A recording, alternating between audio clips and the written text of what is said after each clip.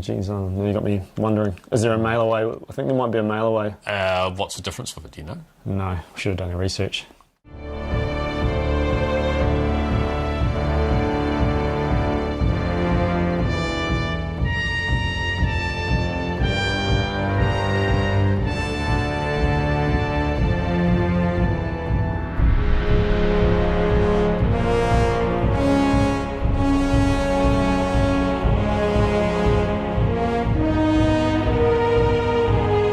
Hey everyone, and welcome back to the Two Barbarians. G'day, Andrew. And they're not the Two Barbarians, but they are. Matt, and I'm Andrew. And I'm Matt. Welcome back to Keep On Collecting. G'day, everyone. No, how you been? You been all right? Yeah, cool. You Matt? Yeah, good. Yeah, I've been looking forward to this. So yeah, definitely.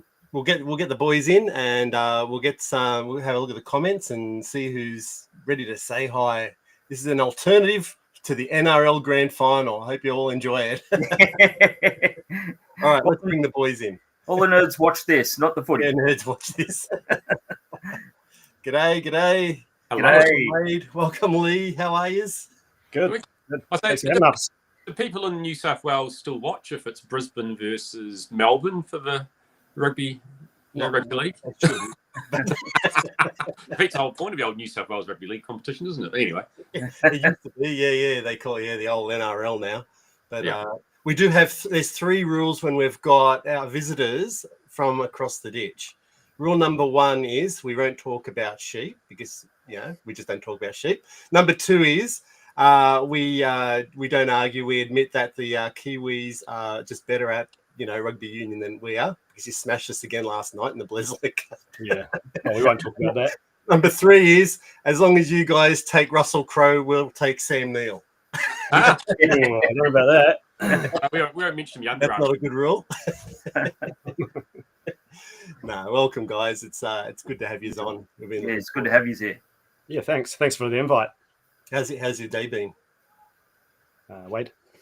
Oh, yeah, it's wet and miserable in Christchurch in New Zealand. So just getting through a few chores and mucking around doing a few different bits. We've actually got a market on next weekend that I help run, so I've been sort of getting a bit of admin done ready for that. So I've got half a living room here with stuff ready to price and other things to go through, so it's a bit of a job for next week too.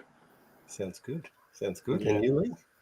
Yeah, well, we had a big garage sale yesterday. So we had a big toy garage sale. So we recently come into a bit of stuff, bit of a deceased estate, and had a lot of stuff to get rid of. And just starting with the bulk of the girly stuff that we really didn't want to deal with. So we had a big garage sale yesterday, and that was pretty epic. And Wade helped me with that. The Two Barbarians garage sale. What was the girly stuff? Sorry? What was the girly stuff? Monster High, Furbies. Furbies. They go for a bit of money now, those things. Oh, yeah, they weren't the vintage ones, though, were they, Lee? They were sort of... No, they were early 2000s, I think. Yeah. We did take out some of the good stuff to have at the market next week. So we took out a Popple and a Pound Puppy, and a few other things I actually recognised. So, there was a bunch of... I couldn't even tell you what half it even was. It's just take a tub, $50, take a tub, off you go. Yeah, I mean, we sold a lot of Disney stuff like Mickey Mouse and little PVC miniatures and soft toys and Toy Story. Yeah, a lot of Toy Story. In fact, there was a lot of fever around the Toy Story stuff. A lot of direct messages before the garage sale opened, like, "Can I come around tonight and buy your Toy Story stuff?" So it's interesting because it's not something that, with our interest, that we're really aware of, but it's obviously quite a hot collector scene around Toy Story. So, well, I guess when did that come out? The first Toy Story, was that 98 or something? Like 90s. Yeah, it was in the 90s. I think it's like the first one. I believe's maybe like 96, 97. Yeah, around then. So, like, if they were like 5, say, then like now they're probably like 30, which is prime time for collecting, right? Yeah, and they want it for their kids too. Mm-hmm. Yeah, true too. Yeah, because it's still popular. Didn't they just release another Toy Story? Or it's coming out or something? Is that? Yeah. Yeah, I think there's another one coming out. Yeah. There's 4 of them, I guess. Yeah. Well, but before we start asking the big chunky details about the Two Barbarians and get into your collections, we'll go to the chat and we'll see who's popped in at the moment. And first off the top of the rank, we've got Johnny Sorensen. Hey, Johnny. Johnny, he actually is a Kiwi as well originally, and he now lives in Western Australia. Oh, wow.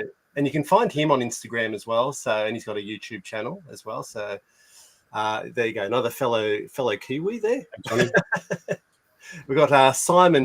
I know this guy. Simon's like the third barbarian. Is he? G'day, Simon. Simon, nice to meet you. Thanks for popping in and saying hi. Hey, and we got Phil. Phil. Fellas. Yeah. I didn't know how to really say that, so that's why I didn't open with it. The Cura. Treasures for Trigger. His name is Phil. So Phil is a Kiwi. He's living in Japan. Oh, wow. So, I've stumbled across Phil's videos and started watching and was quite interested. Yes. Yeah, they are very interesting. It's not just, it's a lot of toy hunting in Japan, obviously. And sometimes it's just a little bit of life in general in Japan, you know. Is that the one we saw where they had the Hasbros? They got Hasbros from South Korea or something? Would that be right? Yeah. Okay. Yeah.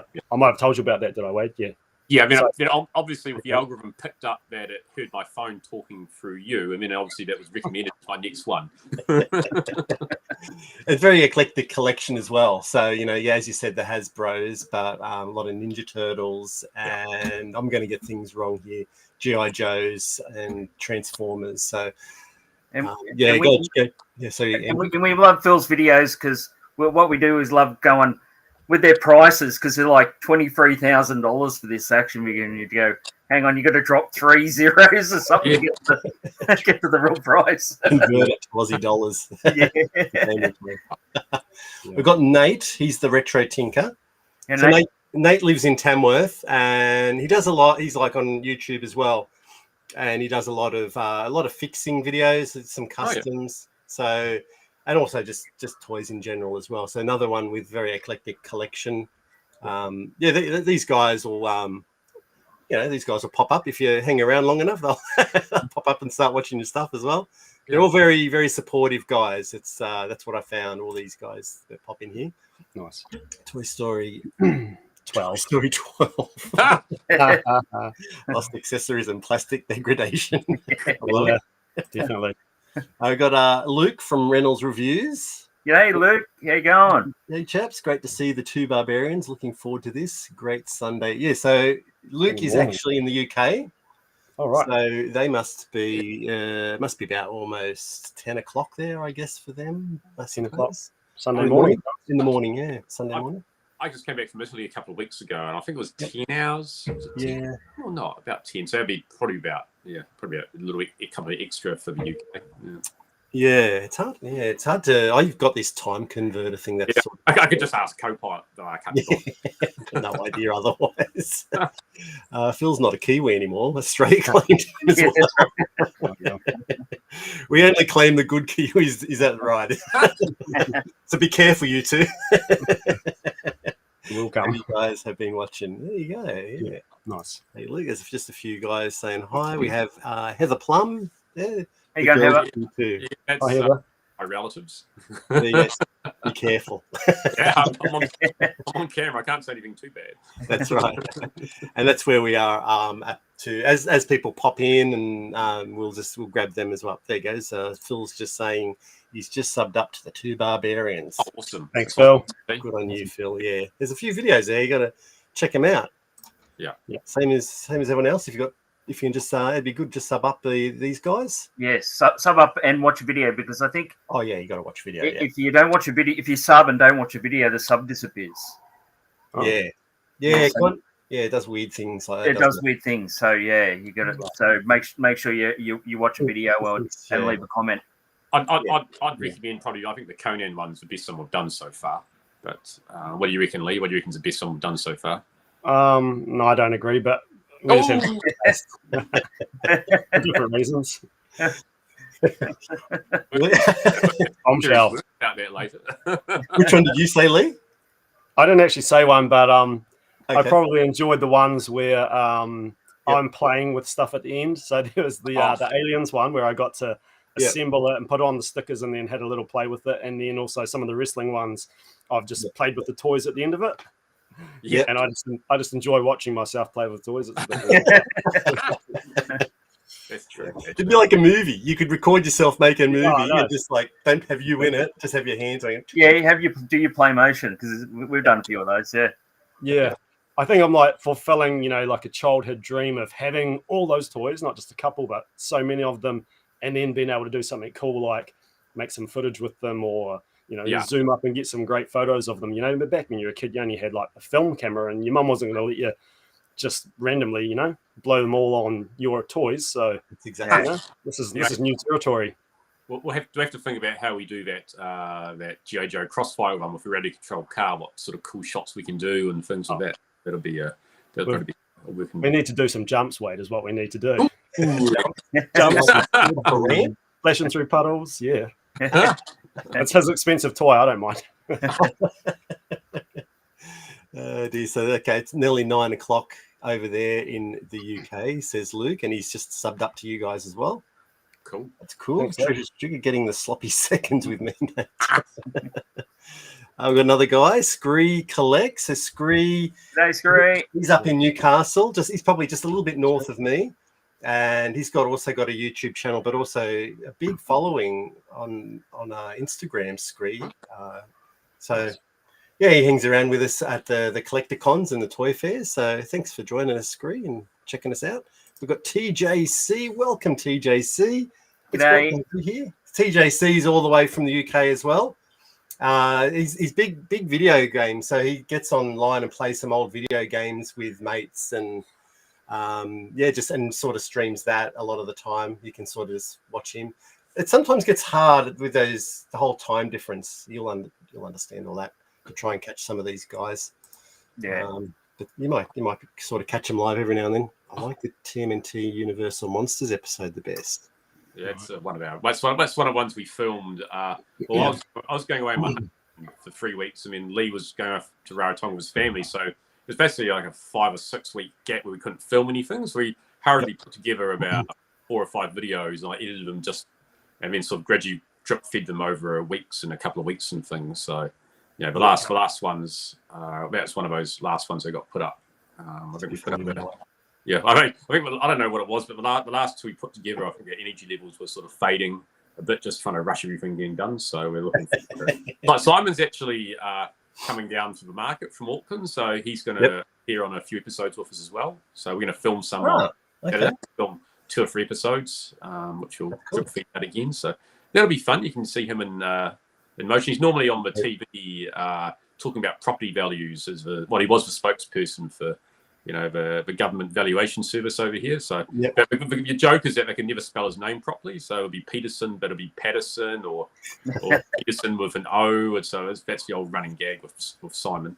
All right, we'll have to keep an eye on those episodes. So he hasn't come down yet, so you haven't recorded them yet, have you? No, well, he's coming. The market's on Monday. He's coming down on Saturday, and then we'll muck around on Saturday, and then we'll film a few episodes on the thing. And we want to capture a bit of what the geek market is. So I think my wife, she's watching right now, but she's agreed to help out doing some of the filming for that. So we just want to film bits of it throughout the day. So and smash a whole bunch of things together and get other vendors and just talking to them and chatting to them as the day goes on. So it's a bit of fun to see what New Zealand one's like, right? So normally it's just people wandering around with cameras and talking, but this one here we actually sort of want to do a proper bit of filming and see how it goes. So no pressure. Something different for you, yeah. It's always good to try something new. The YouTube channel was basically my wife's idea. She said you should do a YouTube channel. Yeah, I was like, oh, I don't even know where to start with that. And then she helped out. She filmed it, showed me how to edit and things. And I actually find editing quite peaceful now. So we go in there and I go in there and muck around with this software called Mavavi and cut things out. She's always reinforcing to me, if you're ever cutting a scene, always put something over the top of it. Don't ever put scenes in there when you basically just have awful random cuts where it goes from one of you talking and it goes talking like this or something. Always put an image of something over top of it before you cut anything up. So these are good lessons. So you do learn as you go. You do learn. I guess this is the whole process, isn't it? You just learn about what you guys like film and what you can put in, like whether it's B-roll or just you talking, or you might think of something else. But also the editing process. So she's actually been pretty influential in helping us get started with it. So nice. Was it your wife that suggested Lee, or Lee put his hand up and gave you a kick and said, "I want to do it"? Lee was a bit nervous first few ones. He sort of didn't, yeah. I'm a big consumer of YouTube, so I watch more YouTube than TV. I mean, when I sit down and turn on the television, I normally just go straight to YouTube, and because it's just so catered to my tastes. And so while I kind of always thought, it'd be cool to do a YouTube channel, I was always a little bit more like, well, I don't really know if, where do you start and what type of channel? And so Wade was the one that really instigated getting this thing going. So I feel like, even though it's Two Barbarians, as he just said, he does all the editing. I'm really just like, someone for him to talk back against and throw out some ideas. And it's, So you came up with the name? I did actually. I was brainstorming things, and we thought, well, I don't know, because we're both fans of Master of the Universe and Conan, so it was sort of natural that we have Barbarians in common, and Lee really likes the old Galaxy Warriors knockoffs and things, and I collected a few Conan toys and other things, and so I just thought it was a natural thing that we're Barbarians, and there's the two of us, so it'd be Two Barbarians. And then I looked it up. I was like, no one else has actually used that, so we'll run with that. Yeah, because that's the first thing we did as well, is we had to look it up, see if anyone had the channel name. Even though they're not, you can't copyright it. Yeah, you can't. Yeah. So, but it's pretty poor form if someone copies it, though. I don't know anyone would want to copy our channel, but we should have called ourselves Mr. Beast Collects or something. Oh, yeah. It's like the old ride that wave. Like we drive past a like an auto repair place, and it's called A1 for service or something, right? And I explained. I was like, do you know why it's called A1? They have no idea. So back in the old days when we had telephone pages, it was going to be called A1 because it's the first one you looked up. So now it's what can we call ourselves something similar so people find us by accident? Please, Good to say hi. This is Wayne. Check it, Emu. Is Wayne? He's up in Newcastle as well. He hangs around with us, and he helps us out whenever he does. And whenever we do he'll do a toy hunt, and he'll always keep us in mind. Like when he's looking for like Motu stuff. So he's a big guy, and quite deep into I guess they're not the knockoffs. I guess that's what you call them, knockoffs, like Tip Top, from Argentina and.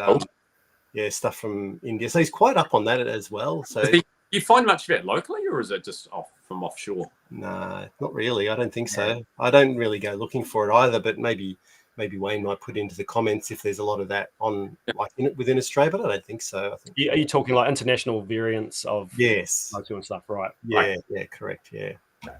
We don't see a lot here, obviously, even more so than you guys, and it's very, very rare to come across. It'd be come across a few of the old Fun School GI Joes every now and again. Oh, yes. Yeah, I've got a Fun School one. Yeah. Well, real cheap shoddy plastic, real cheap shoddy cardboard on them, right? So cardboard will just bean. They're worth a fortune now. These things. These ones go pretty well, eh? So yeah. I actually have a little story about that. Then maybe 20 years ago, looking on the local online site, and I was buying a lot of Master Universe, and I had a search for He-Man. Search popped up, and I looked at it, and I thought, wow, that's He-Man and Skeletor, just two figures. Skeletor looks really dark, like his skin tone looked like Webstore. So if you know Webstore, he's more of a navy blue as opposed to a light blue, baby blue. And I was like, ooh, and it was $1 reserve and a $20 buy now. And of course, being a tight ass, I was like, well, maybe I should just bid $1. I'm pretty sure this is those crazy Indian variants that are pretty desirable. So I thought, I'll click the buy now, and I bought them, and they arrived, and so they were both the Indian. They're made by Leo Toys. So it was He-Man, and He-Man, he's kind of known as jaundiced He-Man, so he's really yellowy skin tone.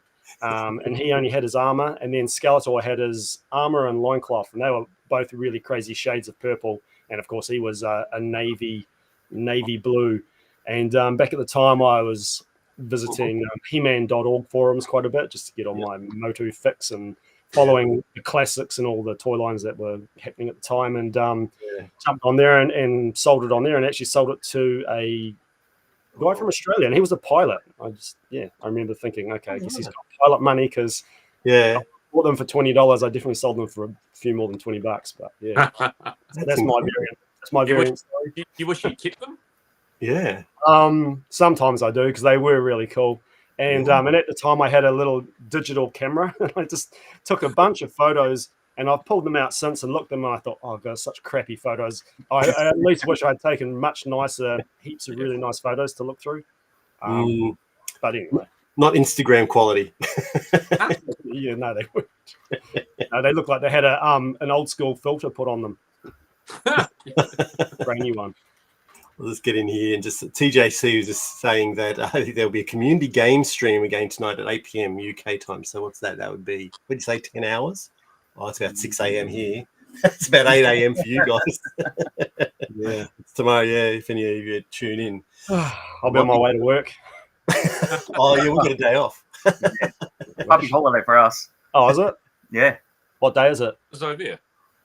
What is it? It's not Labor Day, is it? Or is it? Yeah. Yes, Labor Day. Yeah, ours is later in the month. Labor Day. They're not found locally. So Wayne's just saying international variants are not found locally, only found on eBay. Okay. Cool. Yeah, that makes sense. Yeah, it does. So and Phil says, what a bargain. But then he sold it. Yeah, I know. But I have a few things. I mean, I can't remember what it was called. Was it called?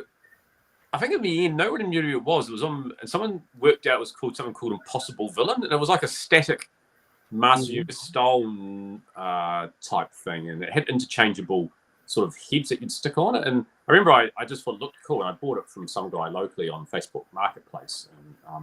And next thing I put up on figure identification. I don't know what this even is, and someone said, "Oh, I'll buy it off you for $20." I was like, "Oh, whatever." And then today, someone on the thing said, "I'll give you $300 US for it." And I was like, "Oh, well, I'm not that attached to it, so off to America and away you go." But yeah, so it's just some of these things that you even if you're not sure what they are, if you see them cheap enough, just get them. Yeah, just buy. It's great novelty value. Jauntus or Masters of Indoor Lighting. That's fun. It's plastic power. G'day, mate. How you going? Thanks. G'day. I think Plastic Power he's a follower of our channel, so yeah, he seems to pop in on our live stream. So thank you very much for. Yeah. All right. So these guys, we do have pictures. So Lee has sent a bunch of pictures. We'll get into those for everyone a little bit later, so we can see Lee's collection. Because I mean, at the moment, we're kind of joking about where he's sitting. He's just in his garage, so.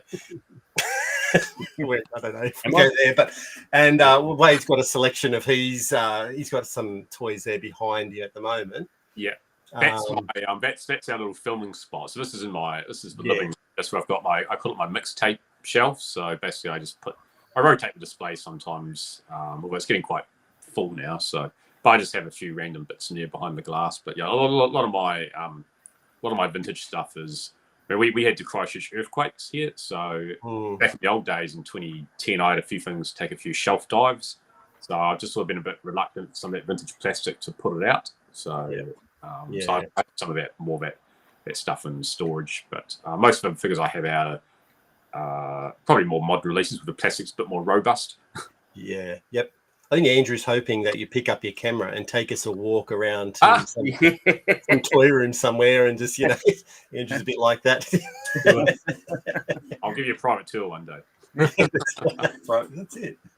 Anyway, I think you probably want to save a room tour for your own channel. We don't really expect you to do a room tour here or anything, but Lee's collection, I've seen the pictures, obviously, and very eclectic. I was a little bit I went, oh my God, I'll give a bit of a spoiler alert. The sectars, I love sectars, and there was this. Well, is it complete? It must be pretty close.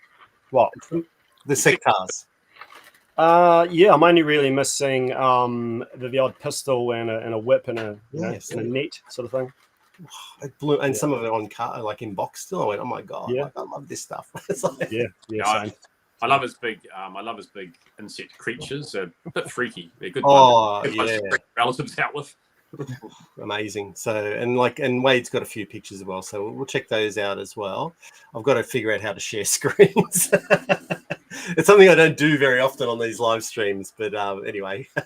So how did it all start? Like, how did you guys meet, basically? Like, and I don't know, obviously, you know, your wife thought of the channel, but like, how long have you guys been friends for? Yeah. Do you want to go? We'll go Lee. Yeah, well, this is my version as I remember it. We're both sitting there on the street. Yeah. Who hit who in the car? So I think we met through a mutual friend, and this friend had organised a little mini toy market. Yeah. And I'd turned up with my son, and I wasn't really organised to sell anything, but I brought down, and I'd recently got the Masters of the Universe Classics Grayskull. Yep. So that might date what time this is. And I just got back from the UK, so I think it was about 2010, 2011, around then. Oh, no, it had to be 12, 13 at least. Yep. So anyway, I was set up there, and I just kind of did a big display, and I had my son, and he was just trying to sell some stuff, and and then my mate said, "Oh, come meet this guy. This is Wade, and you guys will get on because you're both right into vintage toys and Master Universe." And so I just kept bumping into him at various markets and things like that, and I and then he found out that I was the Master Universe knockoff guy. And that because by this stage I had most of the vintage stuff anyway. So, but one thing he could keep an eye out for me was like the knockoff stuff.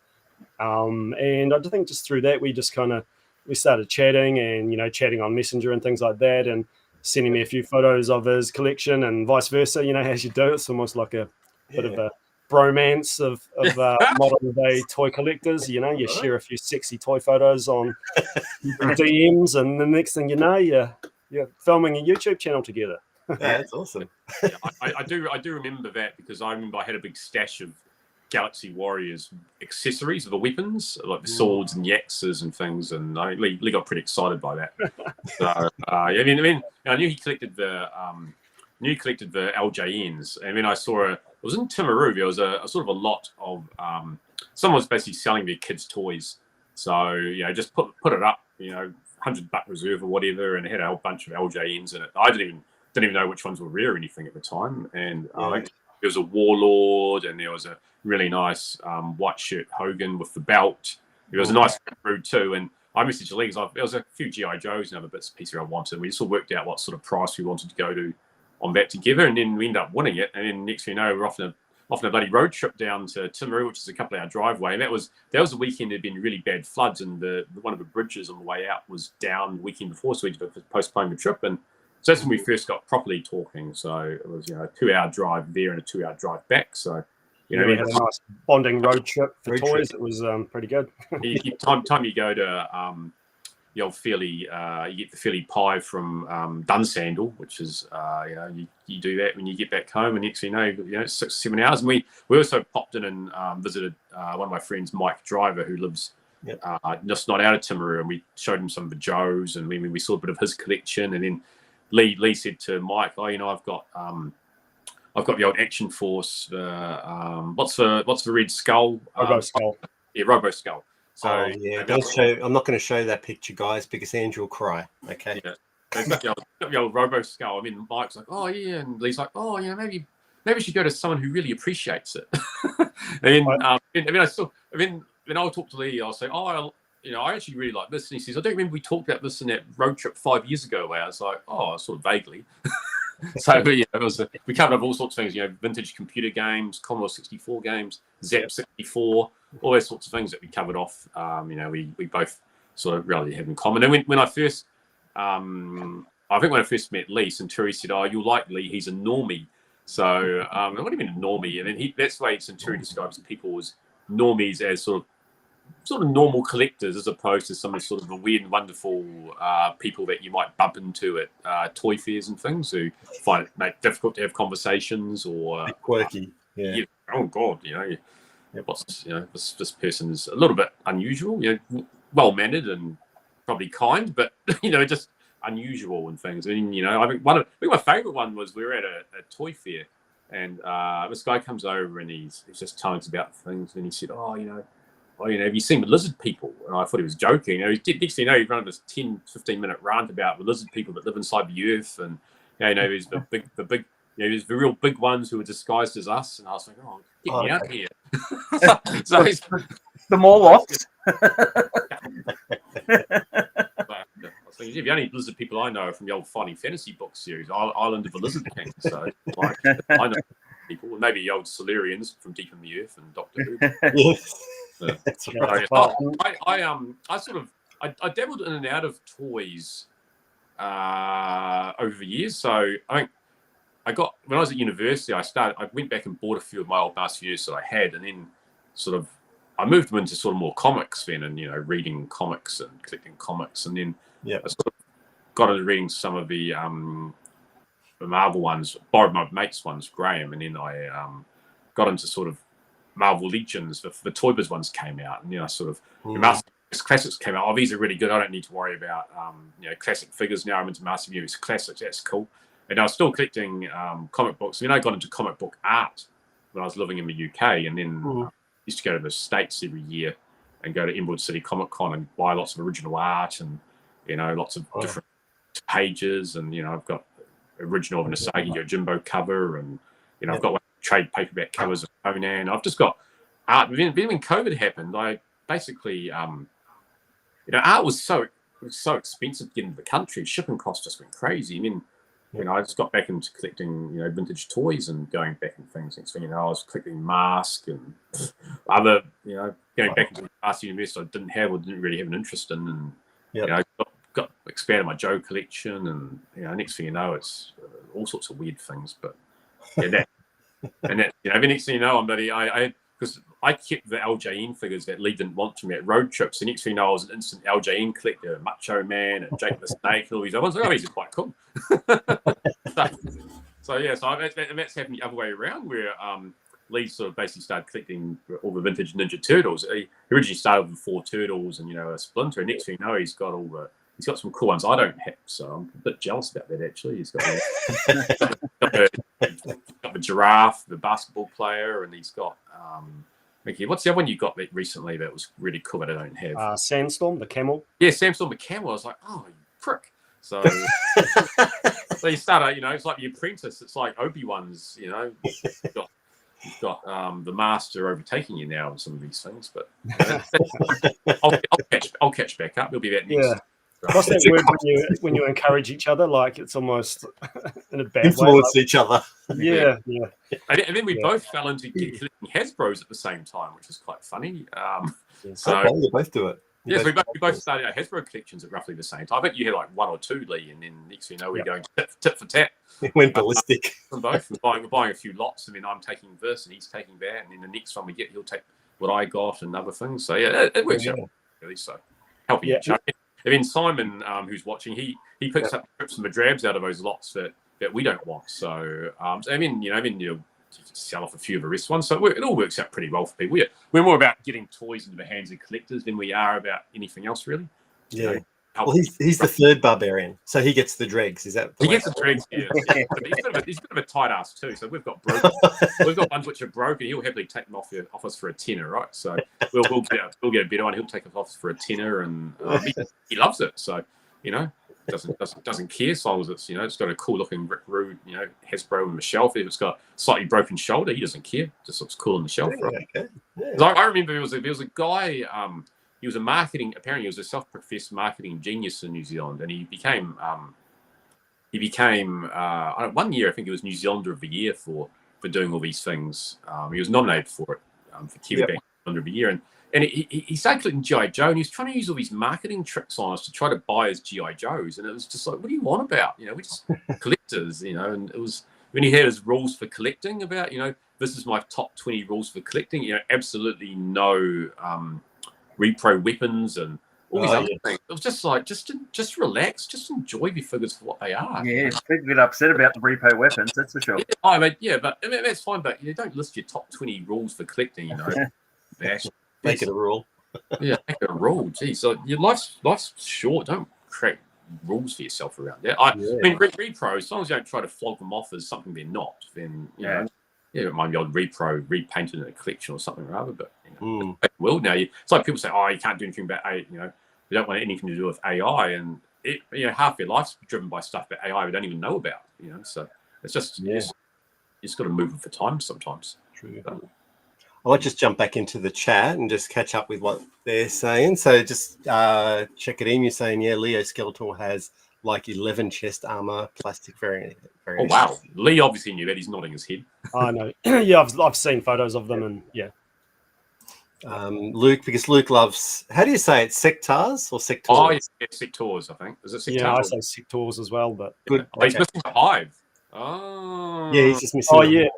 Oh, yeah, I'm missing the hive too. I mean, I would love it. It's huge. I mean, because there's probably none in New Zealand or very few. For me to buy one from the States and then the shipping is just going to be crazy. Like, but it's just a shell with cardboard, right? It's got cardboard. It's a shell, isn't it? It's plastic. It's a but it's sort of like that stuff they virtually put it's like the virtually same as like a bubble. You know, it's just like a shell, isn't it, Matt? You know, I think so. I can't remember. Like, there was a guy who made the video, and I watched it, Tidarium Hangout or something, and it was just plastic shell, and there was some cardboard inserts, a little bit similar. Grayskull's got plastic shells, so it's a bit. Is it really lame? Like, I saw one in I saw one at Lobos in Melbourne. They had the box one there. Up in the box, up on the top shelf, but I walked into that shop and I thought, geez, these prices are, out of this world high. And I left not buying anything. So twice in a row, I went in different years, and I walked out not buying absolutely anything. I was like, but I don't know their target audience. I don't know. Maybe it's just Australian prices are higher. I don't know. Where was this? Sorry, at Lobos Collectibles. Oh yeah, I was just going to say Well, I went there last year in August. It was still there. They want $3,000 for it. Yeah. Oh wow. Yeah, I was just like, no. That's just the other things I looked at. I thought, gee, these are. That's so fragile. Would it survive coming from overseas? Just so you know, that's the thing. Exactly. Yeah, you pay all that money and then you get over and it's split or something like that. Yeah. You wouldn't know if left in the box. Who would know what condition it's like, right? So, but it's like the infamous old Wind Raider from Masters of the Universe. It's always got the split wings, even the ones which are still in the box. Lee pulled one out of the box, had the split wings still. So you don't know what's age. Yeah, my Wind Raider, I've got one in the box, and the wings are still on the sprue, the original plastic sprue, and they've still split in that position where they always split. So it's like the plastic is shrunk and just split anyway, and it's never been off the sprue. So that's incredible. And still, that's incredible that it's never been removed from the sprue and it's split in that same. It must be just a fault maybe in that. Yeah, in the design of that plastic, like a weakness in that area. So these guys are just joking about like the size of the hive. I think they can fit all your other play sets inside, and like Luke sort of saying, maybe you could live in it. Maybe I'll joke about hives. I reckon so, at least for a short holiday. Yeah. And Phil's just going, it's good to hear this kind of stuff exists in New Zealand. There you go. Yeah, there you go. There is stuff in New Zealand. You can go back now, Phil. You can come back. Slee stacks are us. They have plenty of lizard people. That's right. I get the dregs. That's right. They're not looking after you, Simon. They're not looking after you. He does all right. He does all right. Just things are okay. This way I see it spelled like dinosaur. Should sound the same. You wouldn't say dine. Oh yeah. So these are the way you say sector. Yeah, is like dinosaur. Yeah, which makes sense. It's not dinosaur. You wouldn't say sector. I agree. I think we've had this conversation, Luke, and I keep forgetting. I just my brain's old and it gets frazzled, and I forget what I'm supposed to say. Simon, I've got a shitload of toys from Wade and Lee over the years. I occasionally pay them back, like with a bunch of Battle Beasts I recently acquired. Oh, okay. Yeah, no, he does well too. Yep. Well, Simon has like a sixth sense for toys that when they pop up on markets and things like that, he just seems to has a spidey sense that goes off, and especially if they're local, he's like straight into a little private message that the three of us have, being like, get these toys, grab them now. So, and then we normally do grab them and then hook them up with whatever he needs. Yeah, but I taught Simon a valuable lesson once. He saw on Trade Me, which is the New Zealand version of eBay, there was a massive lot of vintage Ninja Turtles. A lot of them, the sewer lair was in his box. There was thousands of dollars worth. And it had a buy now of $100. And Simon was like, do I know anyone in Wellington or whatever? And he didn't push the button. And then some local pushed the button. And I said to him, the lesson was, push the button. We've got enough contacts across the country. We'll just get it. We'll get it sorted. You push it. You don't think about it. Just do it and worry about it later. And we'll get it sorted because we know through the toys thing. We know people up and down the country everywhere. So that was a lesson I taught him. Like, if you pull the trigger, you won't regret it for the right price, for a bargain price, right? So. Yeah, there you go. You remember that story too, don't you, Lee? Yeah, I was gonna say Wade's quite wise in the ways of toys, because the lesson he taught me was on a local Facebook group. Somebody was putting up toys, and it's actually one of the sectors you're talking about, Matt. So he put up the sector, one of the box sectors, and he wanted $75. And I asked the question, would you take 70? And I was waiting for a reply, and then Wade just jumped in and went claim. And I thought, oh, what a dick. Like, I'm the sectors guy. What are you claiming my box sectors for? And then he said to me, he's like, well, you're going to lose that over $5. He's like, I've claimed it. You can have it. Yeah. But the lesson was, I was trying to get $5 off it. And it's like, I never see box sectors. Done my thing. What am I doing? Like $5. Just pay $5 and just get it. Have that toy. Yeah, you know? That one needed an intervention then. So I occasionally do it. But but they're always... As Simon said, it's the one that got away, but there's always the next ones, and we've done pretty well on some other different ones, and it's good to be able to share them amongst people. So that's what we enjoy with the Simon part is just getting stuff, and most of the time when you get a bulk lot, most of the time the excitement is around unpacking it and seeing what's in there half time. Because some of those ones where people just take random photos of things and you're like, oh, there's a box, I'll just take the gamble and hopefully there's something cool inside it. Storage wars. Yeah, like it's a powerful leg sticking out of the side. Good thing about, so Phil's saying a good thing about, what's that, Trade Me? Trade Me. It's our local Trade Me. That's one. Okay, is buy first, pay later if you can. Yeah, okay. Yeah, I guess it's a little bit. Is it like eBay as well? You buy eBay, like Gumtree. You've got to pay up front mostly, don't you? Yeah. Okay. So you could click a buy now, and you could just really just not pay, and then the deal will fall through. There's no, as soon as you click it, you're not really like signing a contract that money will be taken out of any account. It's just you've just claimed it and closed down the auction, and then it's up to you to make the payment to. Is Trade Me a bit different? Like that, is it? Yeah, they're trying to go more of that Payoneer style by sort of making sellers use this thing called Ping, which is basically instant payment via credit card. So they're trying to go that way, I think. But some of the sellers are like, well, now you're charging us 2% for, or 1%, 2% for the receiving payment as well as the 8% of fees selling as well. So it's all those extra little bits. But I just like, if I sell anything, I just like the old direct credit to the bank. It's just easy, and in an hour or so, and off you go. Luke says, I always try to get money off. Yeah, even if it's a good price. I know. Yeah.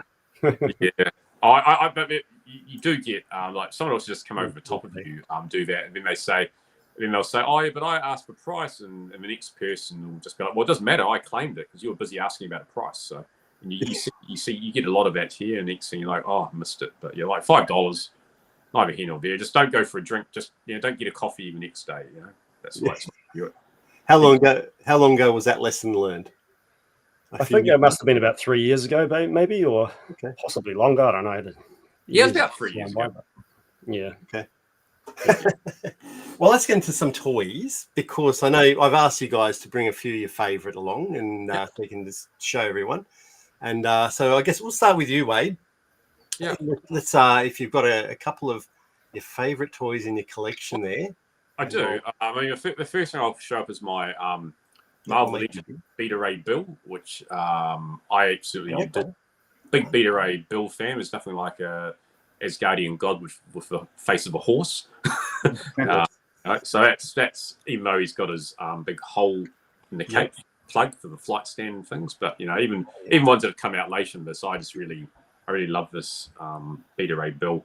It's got the mouth goes up and down, but it's in its classic style costume as well. So that's one of my favorites. Is that it's a Marvel Legends? Is it? Yeah. So that was the first series of Marvel Legends. Well, not the first series, but before Hasbro took over the license. This is one of the last ones that Toy Biz put out. So Toy Biz were known for putting too much articulation in. So basically, even here on the feet, you'd have silly little joints at the end of the feet here. See. So they were more fans of articulation over the actual sculpting. So some of them had funny elbows and shoulders. But this one here just keeps it classic. So it's quite well. The joints here are quite well hidden by the knee pads and things. Yeah, so, and that's like a version of Thor, is it? Yeah. So that's basically what happened is Thor was in a fight doing something, and this guy here was planet was basically going to be eaten up by Galactus, and he was sent out. And then as a powerful Corbinite, he picked up the Hammer of Thor and was deemed worthy, and then he basically got transformed into looking like Thor. So the convoluted comics the way that happened. But like I said, there's anything like a horse-faced Thor for that. So yep. As you do that, Phil's just saying you always regret the ones you miss than the ones you get. Always. That's pretty much it. So, you got something there, Lee, you want to show off? Do you want to go, Lee? We'll go back and forth. So let's go back and forth. Make you big now. Okay.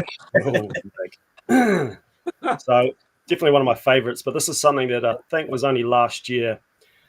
So just quickly, like we were saying about, Wade and I buy toys together, as in we spot toys online and marketplace, and we kind of figure out, let's go in together. And we talked about Simon jumping in. Well, this is one of those deals, and it was a huge Brave Star lot, and it was a guy selling his childhood collection, and him and his brother, both kind of like, the parents would give them the same toy each. So there were lots of doubles. So there were 2 30-30s, a couple of Brave Stars, a whole bunch of stuff. And it was a really awesome lot. And I didn't have any Brave Star, and I'd seen them, and I'd had some and got rid of them, and, just through lots. And I decided that, it was time I was going to pull the trigger and actually get some of them, because I do quite like them. And so this year is, oh, wow. Well, I got out a lot. So, yeah, that's amazing. Look at that. 30-30 is a hard one to find. And if I drop this, you'll hear a grown man cry, because this thing is just and it's complete, is it? It's only missing the stirrups that there's little stirrups that go over the toes. Okay. Oh, okay. Other than that, I believe it's complete. Those stirrups, those bits did come with it, Lee, but someone else claimed those, didn't they? Correct. Yeah. So Wade already had a pretty well-established Brave Star collection, and he already had 30-30, and so in this lot there was a whole bunch of parts, and there were 2 stirrups, but Wade needed them, so Wade got the stirrups, and I got this. And then speaking of Simon, he got the dregs, but he got a 30-30 with the headdress, and he got a pretty cool looking 30-30. Yeah, and speaking about Simon, there was we got enough numbable parts. I had a complete Thunderstick already, and I had a spare Thunderstick hat sitting on this knockoff of a Karate Kid figure, and then I was just sitting there doing nothing. So then Simon got that spare Thunderstick hat as well for his. So it's just the way things out. So the way that things happen, it all evens out in the end. But but you're right. That 30-30 is pretty cool. Mine's a really cool figure. Yeah, very cool. That's lovely. I'll just go back to chat quickly. Luke is saying, to be fair, most toy groups in the UK, a claim doesn't trump an inquiry. Most groups have to go in order of interest, so you can't just leapfrog people with a claim, which is a good way to do it, I feel. Yeah. That's maybe we should make that a new rule. They don't seem the admins don't like that doing that here. Oh, he's Jason from Middle-Aged Kiwi Man collecting Star Wars figures. Jason, kia ora. Jason, well, basically just as the name says, Star Wars figures. He's got an amazing collection of Star Wars figures. So you go and look him up on YouTube. And I don't know if I have seen Instagram, but I imagine Jason has Instagram. He does. Yeah, he does. So where's he based? New Zealand. Oh, he's actually living in New Zealand. Okay. Yeah, I don't know where in New Zealand though. We haven't gone that deep into it. Sorry, Jason. I just know you're in New Zealand. I'm going to use for North Island. So he's actually like when he does I love his unboxings because he has a bunch of boxes like just lined up in his backyard like 6 foot high, and he just runs through them unboxing. Wow. I laugh every time. Sorry, it's Yeah. a child. And he's an influencer because he showed that Imperial, that Hoth droid, with the Disney one where they actually had the ship hit. Yeah. And I ran out and bought it straight away. Yeah, influenced Andrew. I see Treasures for Triggers just asked if Bravestar was on TV in New Zealand. He doesn't recall seeing it. I actually don't remember seeing it either in New Zealand. I don't think it was on TV. No, I don't recall it being here either, to be honest. No. But I do remember because we are going to do like a Space Cowboys episode, so please don't anyone steal our ideas. So we're going to do Space Cowboys, and we've got Bravestar, and I've got the Saber Rider toys, and I've also got some Adventures of the Galaxy Ranger toys as well. So sort of cover those off. We'll get hopefully Centuri to guest appear on that. But I do.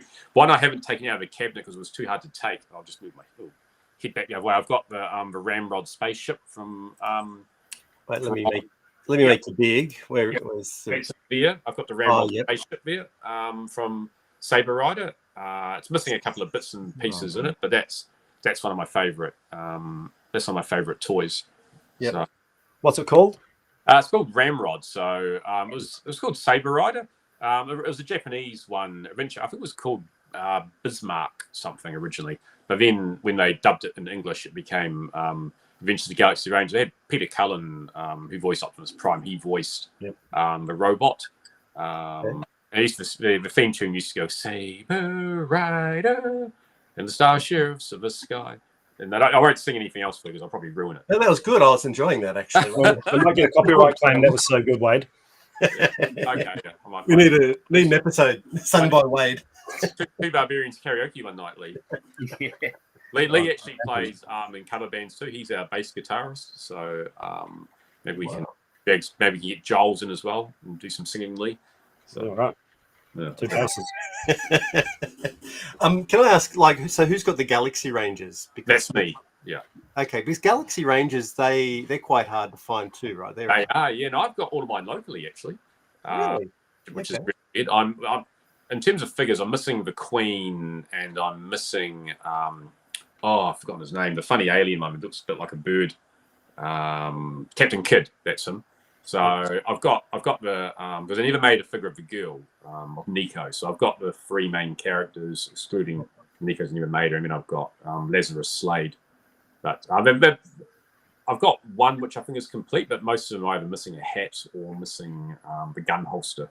So but yeah, they are hard to find. You look them up on eBay UK or something. They go for hundreds of pounds just loose. Yeah, crazy. There's another guy in the UK. His name's Vintage Toy Rush. So his name's Dave, and we'll do a live stream with him in a few weeks. But he loves Galaxy Rangers as well, and he's on the hunt for them. But he's I think recently I found one of our toy cons. There was like a small Galaxy Rangers book. Oh, were they like a mini comic? I wasn't I'm not into them. There's two of them, and I sent them off to Dave because I didn't know anyone else that liked Galaxy Rangers. And I'd show him these books, and I've never even knew these existed. So I went, yeah, they're yours, man. Like, I've got a copy of the first Marvel UK comic of it. There's a comic as well, which is quite cool. Yeah, it's a big oversized format one. It's about that big. So it's quite cool. It's pretty basic art and things in it, but it's all the same UK names that you see other places like Doug Braithwaite, who's quite a well-known UK comic artist. I think he may have drawn it with a cover or something, but yes, all UK names, same ones that did that, UK Transformers and things. They're themselves. But up. This bit here, that's a Galaxy Rangers, the shiny badge that came with the toys as well. So that came with one of the figures I got. I remember just been popping up on Trade Me, $40 or something back in the day. And I was like, oh yeah, grab that. So yeah, grab it. Just yeah, exactly. Yeah, but I haven't seen one for a long time locally. Yeah, it's getting. Do you find it harder? I'm going to just make us all back. We'll get back to you with your next one shortly, Wade. But like, are you guys finding it harder in New Zealand to find vintage toys these days, or no change? Oh, you just come through waves. I mean, I think there's more than ever, honestly, because so many more people are collecting. So much more has been brought in, I think. Yeah. Okay. Good. Yeah. Locally, there's still, you'd think everyone must have cleared out their old childhood toys that don't want them, but there's still lots coming up where people are clearing them out and things. So, but the competition for it's quite fierce as well. So, hard to get a bargain these days. Unless you see something which is really mispriced buy now type thing. But yeah, it's still out and about. And there's a guy up in Auckland that he tends to bring in all his from overseas, and he sells them through his own claim sales and things. So there are, people do bring them in. Just, but yeah, locally is hard. But I think for us, Lee, it's mainly because some of the lines we collect. You're down to the last couple of pieces, like any line where you're down to something else find, and then you sort of move on to it. Like Lee's into Exo Squad now, and cops and crook. I dabbled. I don't think I would buy them on eBay and import them. I just, like you say, if they come across them locally and they're a good price, I'd get more. But yeah. The last thing, if I remember correctly, that you actually bought on eBay and got shipped was some sectors, right? Probably was, actually. Yeah, probably was. Yeah, some of the ones on that display, like the big bugs with the wings, which we might look at later. Yeah.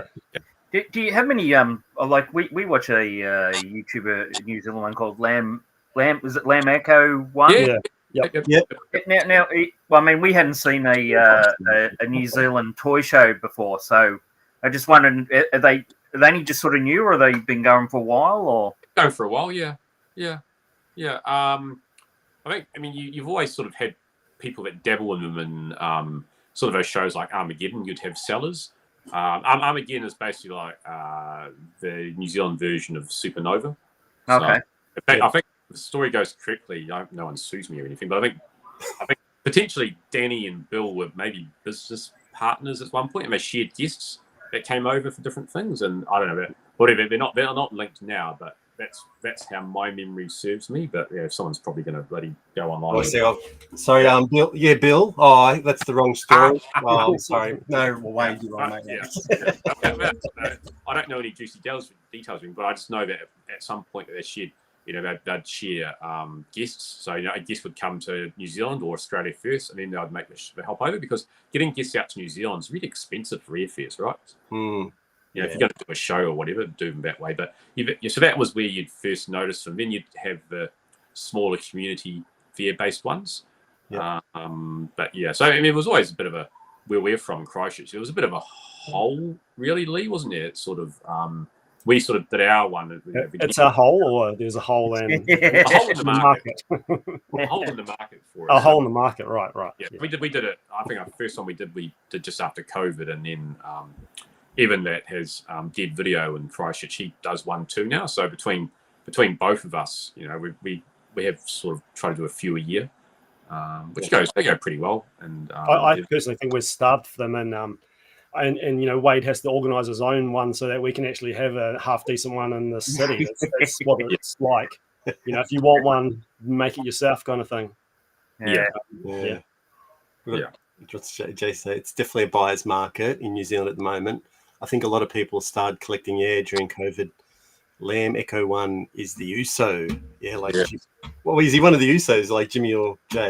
No, Uso's just some old brother, isn't it? Oh, I thought Uso was a wrestler. You never know. He may be related. He might be, he actually might be. But yeah, I feel he would be more related to King Haku or someone like that. Oh, yeah, Haku, the most dangerous man in wrestling. I feel, although, like, he's Lamb Echo, I reckon he's like a smiling assassin. Yeah. I've been up to a couple of buildings. In Auckland, there's the Freeman's Bay one, but it's more sort of not quite Hot Wheels, but it's more sort of trains and die casts as well with a few toy collectors. But then I think Errol has started doing the retro event, which is it's getting bigger. I guess it's sort of turning more, sort of trying to compete a little bit with Armageddon. So it's making it bigger, live wrestling and some other bits and bobs with it. But he tries to get sellers, try to have the table prices cheap enough that you'd get people selling vintage toys. And that goes well. I've been to one of those. Simon's frequented a few of those more recently than me, so he's probably in a better position to comment about what he thinks, what they're now. But again, as I said, if you want to have a toy show, do it yourself. But yeah, lots of people started collecting post COVID. We always come across people, no kids, lots of money to splash around, and some of the prices are paid for things. We go, geez, we wouldn't pay that or whatever. So you just when you've been sometimes those same people we complain about are great if you're selling a toy. Yeah, because you've been doing this for so long. I've like been connecting Master Universe for over 20 years, and I still want to pay the prices I paid back then, or I kick myself because I only really collected one line back then, and I just missed out on collecting a lot of things which I could have got at a great price. And because now it's post-COVID and everybody decided they wanted to collect something, whether it be sports cards or basketball shoes or action figures or video games, everything's collectible, and everybody seemed to jump on it. And we saw a massive influx of Johnny come latelys, and then that sort of like spike in prices and competition. It's like, there's a nice little sectors light. I've got my eye on a couple of those figures and I need those weapons, and all of a sudden there's like 3 new guys I've never seen these names are bidding against me and driving me past what I want to pay, because I'm used to paying like $20 for a sector figure, not 50. So Lee's counting the fact that he's hoping that there's something in the lot which Simon and I want as well. So 3 people going against one or two or whatever. So if someone wants something, so yeah. Yes. All right. Retro event up in Auckland is the best toy fair up here. Happens twice a year. Okay. Yeah. That's what Simon says. Yeah, and then Phil's saying, I think Haku is a relation of Lamb for Shizzle, or his wife's uncle or something. Oh. You wouldn't deny it. Yeah, like, I don't know. Didn't we? Like, we're watching him, weren't we, Andrew? And he joke about being?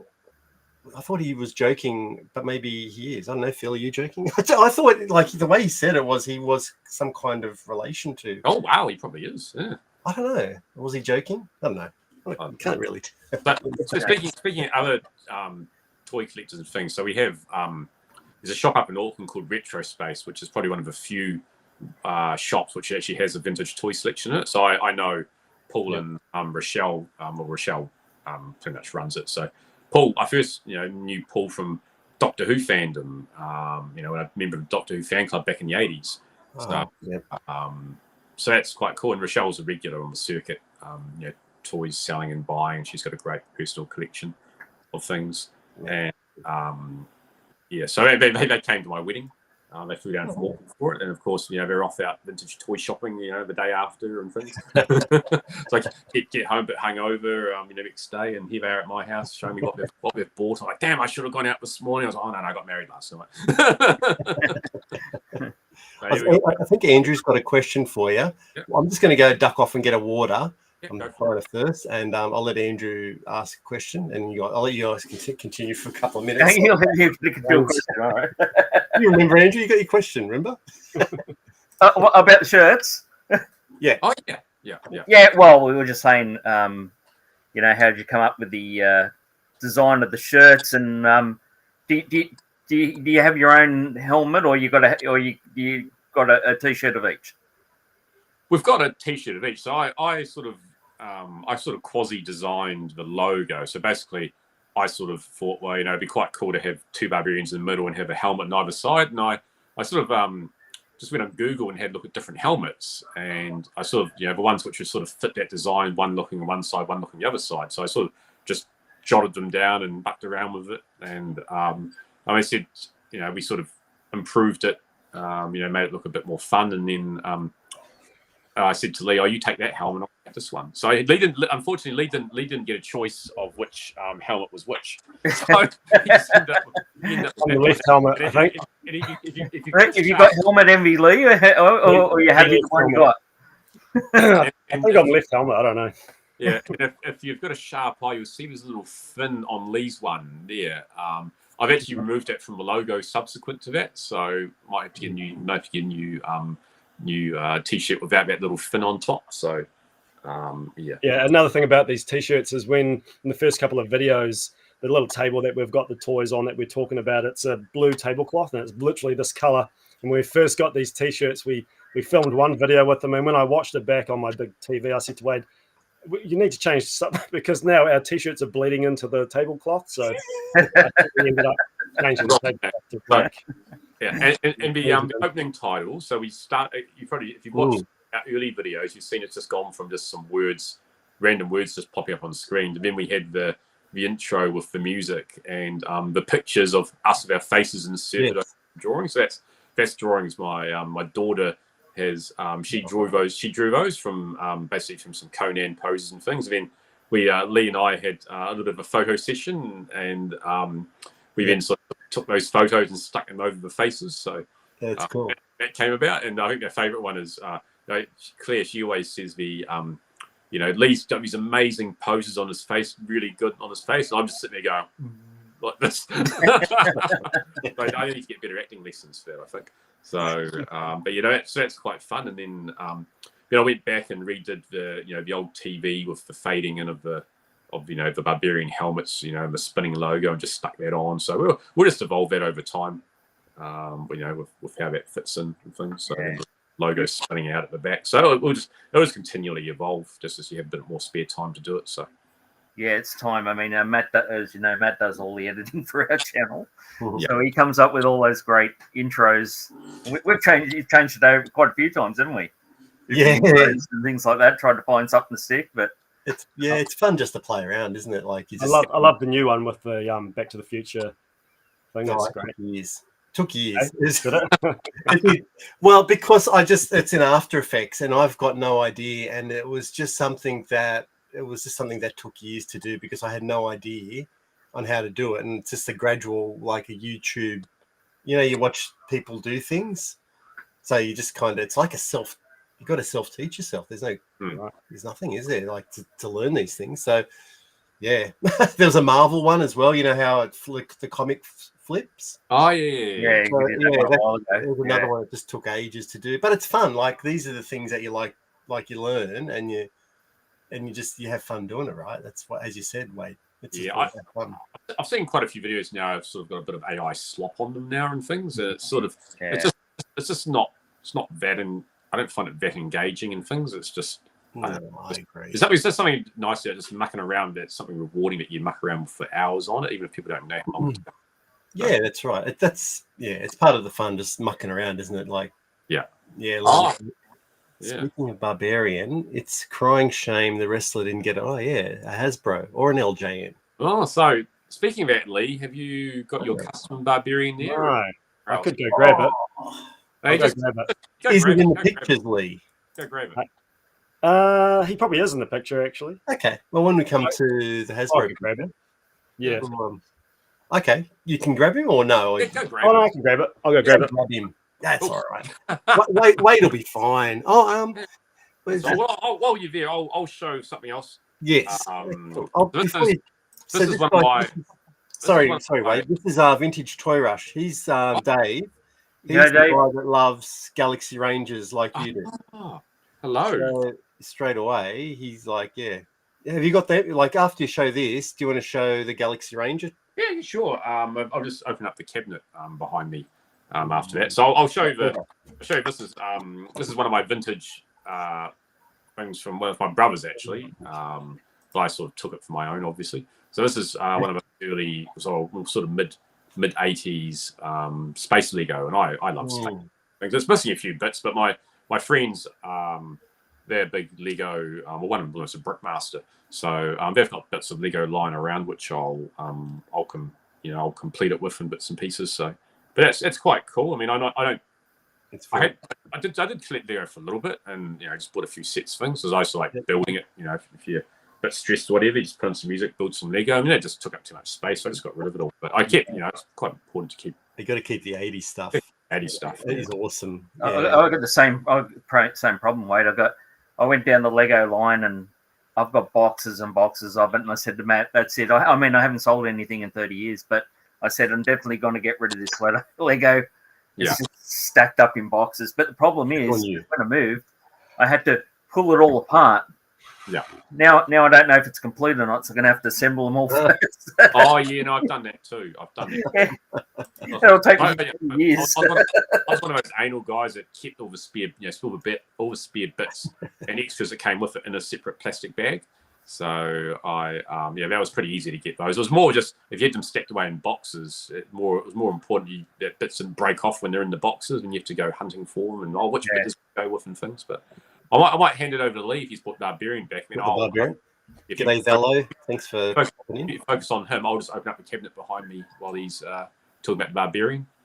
Alrighty, let's get him up there on the big screen so you can show the custom Barbarian.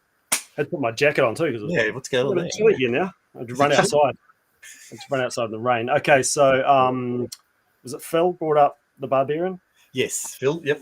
About the Barbarians. So this is LJN Warlord figure. Yeah. And they only made one of him, which is a bit sad because he's part of a tag team called the Powers of Pain. So I had a cheap one that I basically turned into a Barbarian. So we get that to focus on his face. Yeah, struggling to focus on his face, but that's a really good likeness actually. Not too bad. I did a little bit of sculpting. Yeah. Changed the hair and changed the position of the arms and things like that because obviously these are big rubber guys. Yeah. So that way I could have my own, and then painted the face paint. Yeah. Wow. So that was quite cool. So if they don't make one, then you make your own. And speaking of that, another really classic one that's really bugged a lot of people was, Demolition were such a huge tag team in the late 80s, 90s.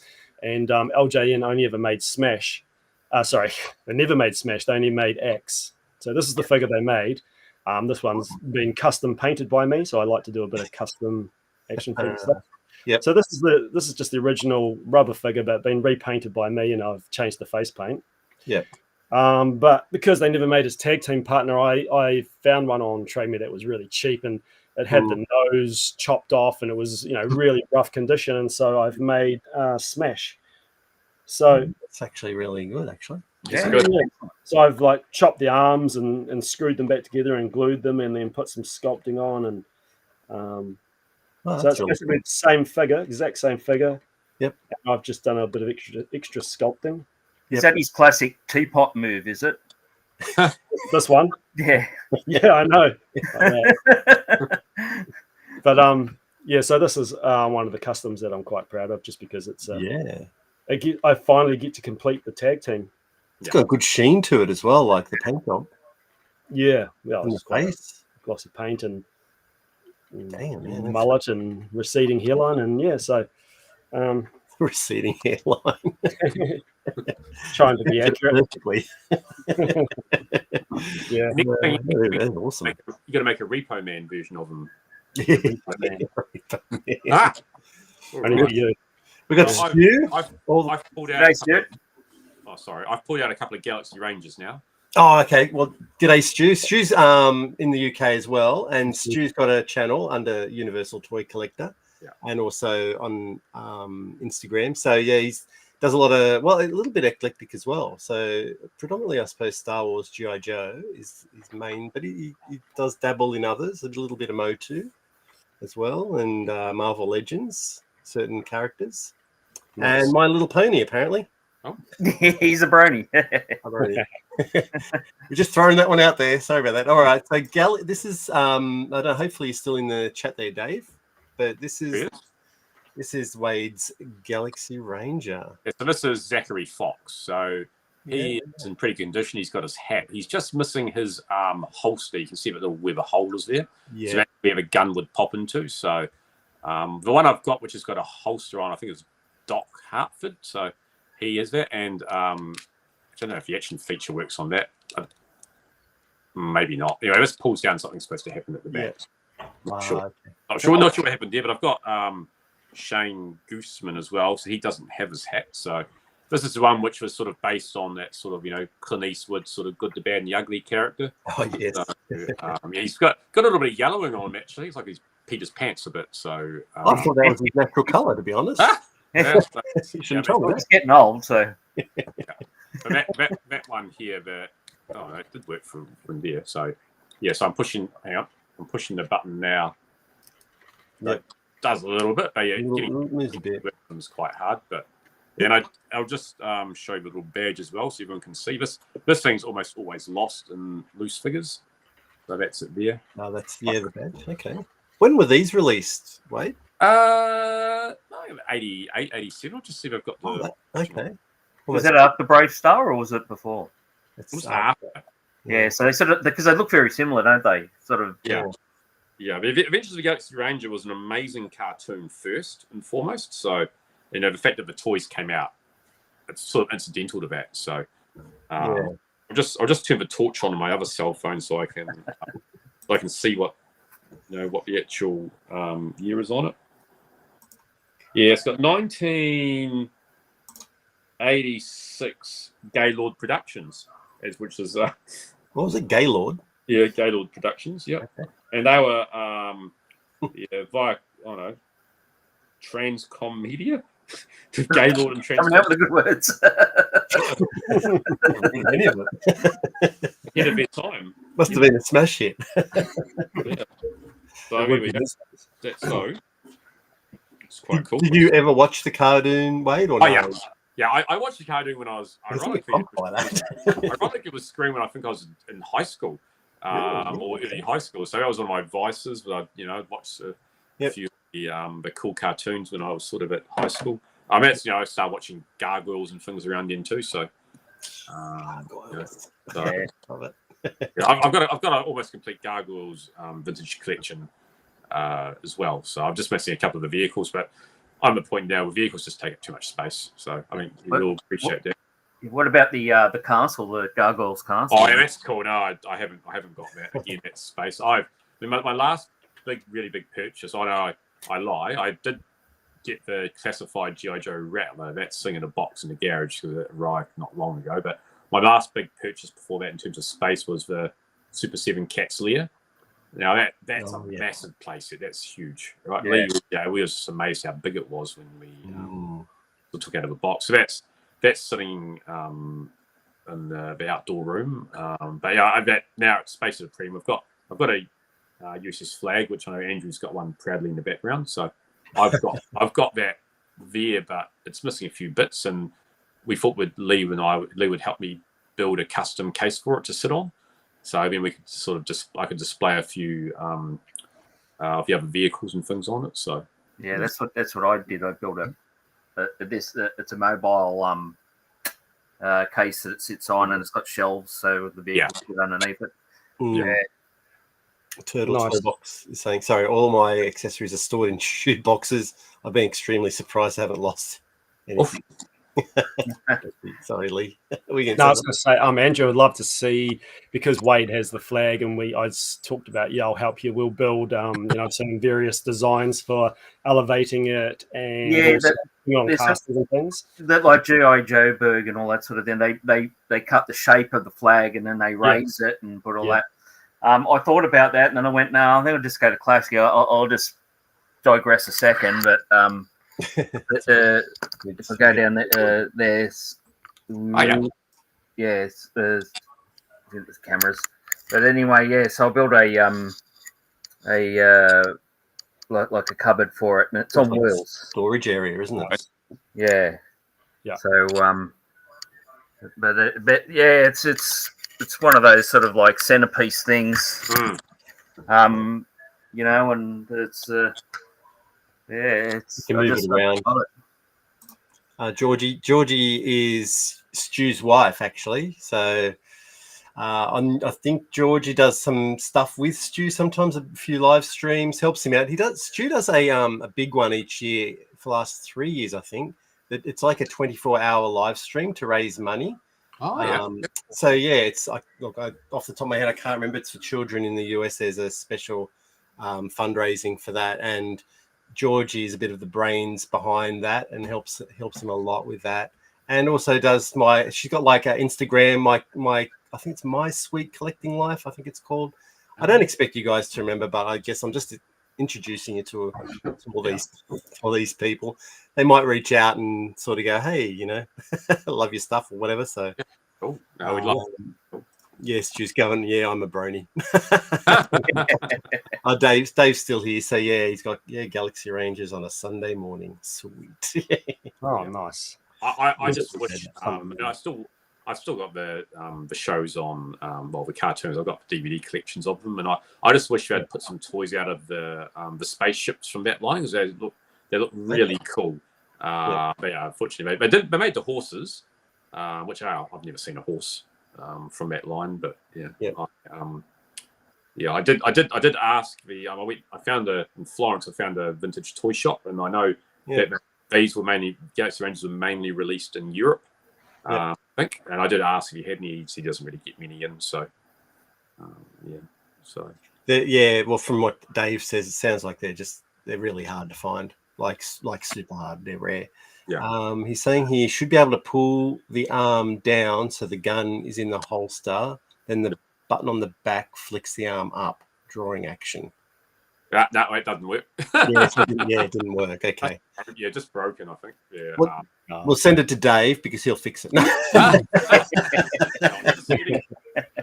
I'd like to give Dave a big shout out because I'm already a subscriber and watcher of his stuff. I love watching him go to the toy shows over in England, and I just sit there and sometimes I'm even like pausing them so I can just look at the tables and be like, oh, look at the great stuff they get to choose from, and I also like his repairing videos and stuff that he's done. So yeah, he's big fan of his work as well. So yeah, very very clever man, very well spoken as well, isn't he? Like, and the videos that he does do, the toy hunts, are very very well put together, and you do get a lot of jealous. I've discovered that this one actually works. Ready? Oh, does it? Wait a second. Let me make it big so you can show that off. There we go. You ready? Oh, you just have to push it back. Whoa. Oh, so like it clicks into There you go. And if you had the holster there, you would have picked it up on the way through, would it? Yeah, that's right. Yeah. So I must try it when I find my Doc Hartford again. I know roughly know where he is, but he's one that's got the actual holster. So that's fun. Yeah. I don't know did I mention sorry, I'll get you back to normal size there. I think Valo rocked up here as well from Helsinki. Oh yeah. So there he is here. I don't know if I missed Valo, but yeah, g'day Valo. Thanks for popping in. 11:55 in Helsinki. Thank you very much. Yeah, he loves popping in a lot to our live streams, which is really cool.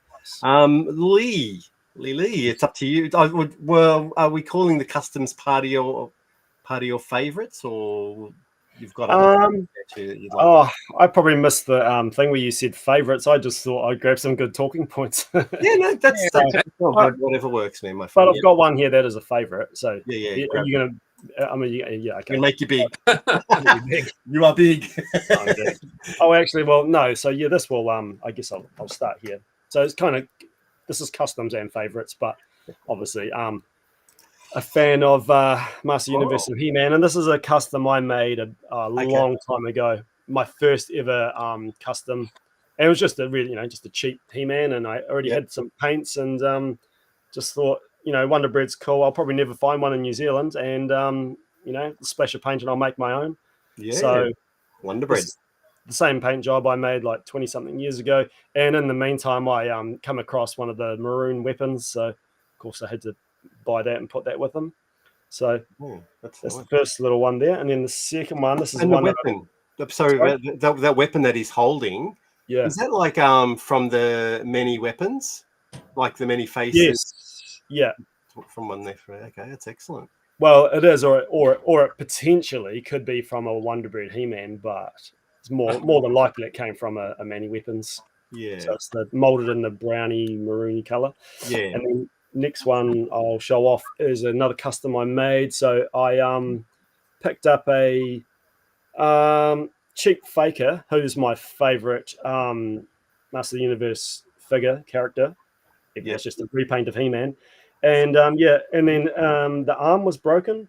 So I just popped the arms off, cracked open the torso, got a battle armor Skeletor and Oh, yeah, and yeah, that works. That's excellent. Yeah. That's So it's obviously other people had already done this before. I was just making my own, really. Yep. So that's right. You've got to do the work, though. Hey, like yeah, that's true. Yep. And then this one here. So at one of the markets from a few, might have been last year. Is this the real? Well, yeah. So that's the story, right? Because I'm obviously talking about customs. So this is a real laser light He-Man with 3D printed armor and sword. Okay. So the figure itself is untouched, as in this is full vintage, and because this figure came with two heads, so there's the He-Man head, then there's the Dolph Lundgren head. Yeah, however you want to say it. So I picked up the figure on its own, which was really cool and quite a good deal. Then one of my friends at the time, Paul Cusack, he's right into customs and making molding and casting and 3D printing and all this kind of stuff. And he had the printer.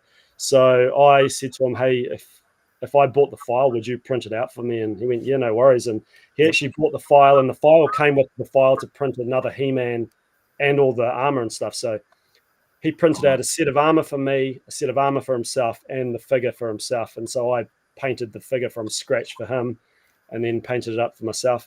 And it's pretty cool, like translucent sword. So Paul did a great job with it. And you can actually crack all this open, but it doesn't have any of the wires or stuff to make it light up. Yeah. But you could, because I think even in the original, it just has a wire that comes out of the backpack and runs down the arm and into the base of the sword. Yeah. So, I told myself one day I'll do it. I probably never will. It just looks good enough on the shelf like this. Yeah, well, I saw that there, and I think I wet my pants. But so I need the Skeletor now. Maybe. So yeah, take your time. I think that's a second mortgage on the house, isn't it? I know, and the Giants, right? I tell people I sort of have it close to complete, but I don't have the Giants. I don't have the other laser lights, and I don't actually have the spin blade. What are they called? Rotar and Twistoid. Yeah, I don't have them. I don't consider those as characters, so I can easily ignore them. That's because you don't have them, Wade. Yeah, I know. I can justify it. It's easy. It's the same as the Powers of Grayskull. No, it doesn't really exist. That's right. I'm completely. Well, Lee did get with the Brave Star lot. He did get one of the the guns to the Tyrannosaurus? Was it? The Bionatops. Bionatops, yeah. Oh, Bionatops. Yeah. I do have Bionatops. Complete. I don't know. First we'll go to Stu. Stu's do Wade and Lee have channels? They don't have separate channels. They have one channel. It's called the Two Barbarians. Yes, so please subscribe. Yeah. Hit them up. That'd be great. Cool. Yes. Valo says he's collected nearly 50.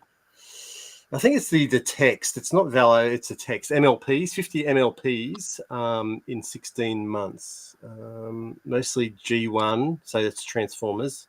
Also some G2 and G3. My Little Pony. My Little Pony.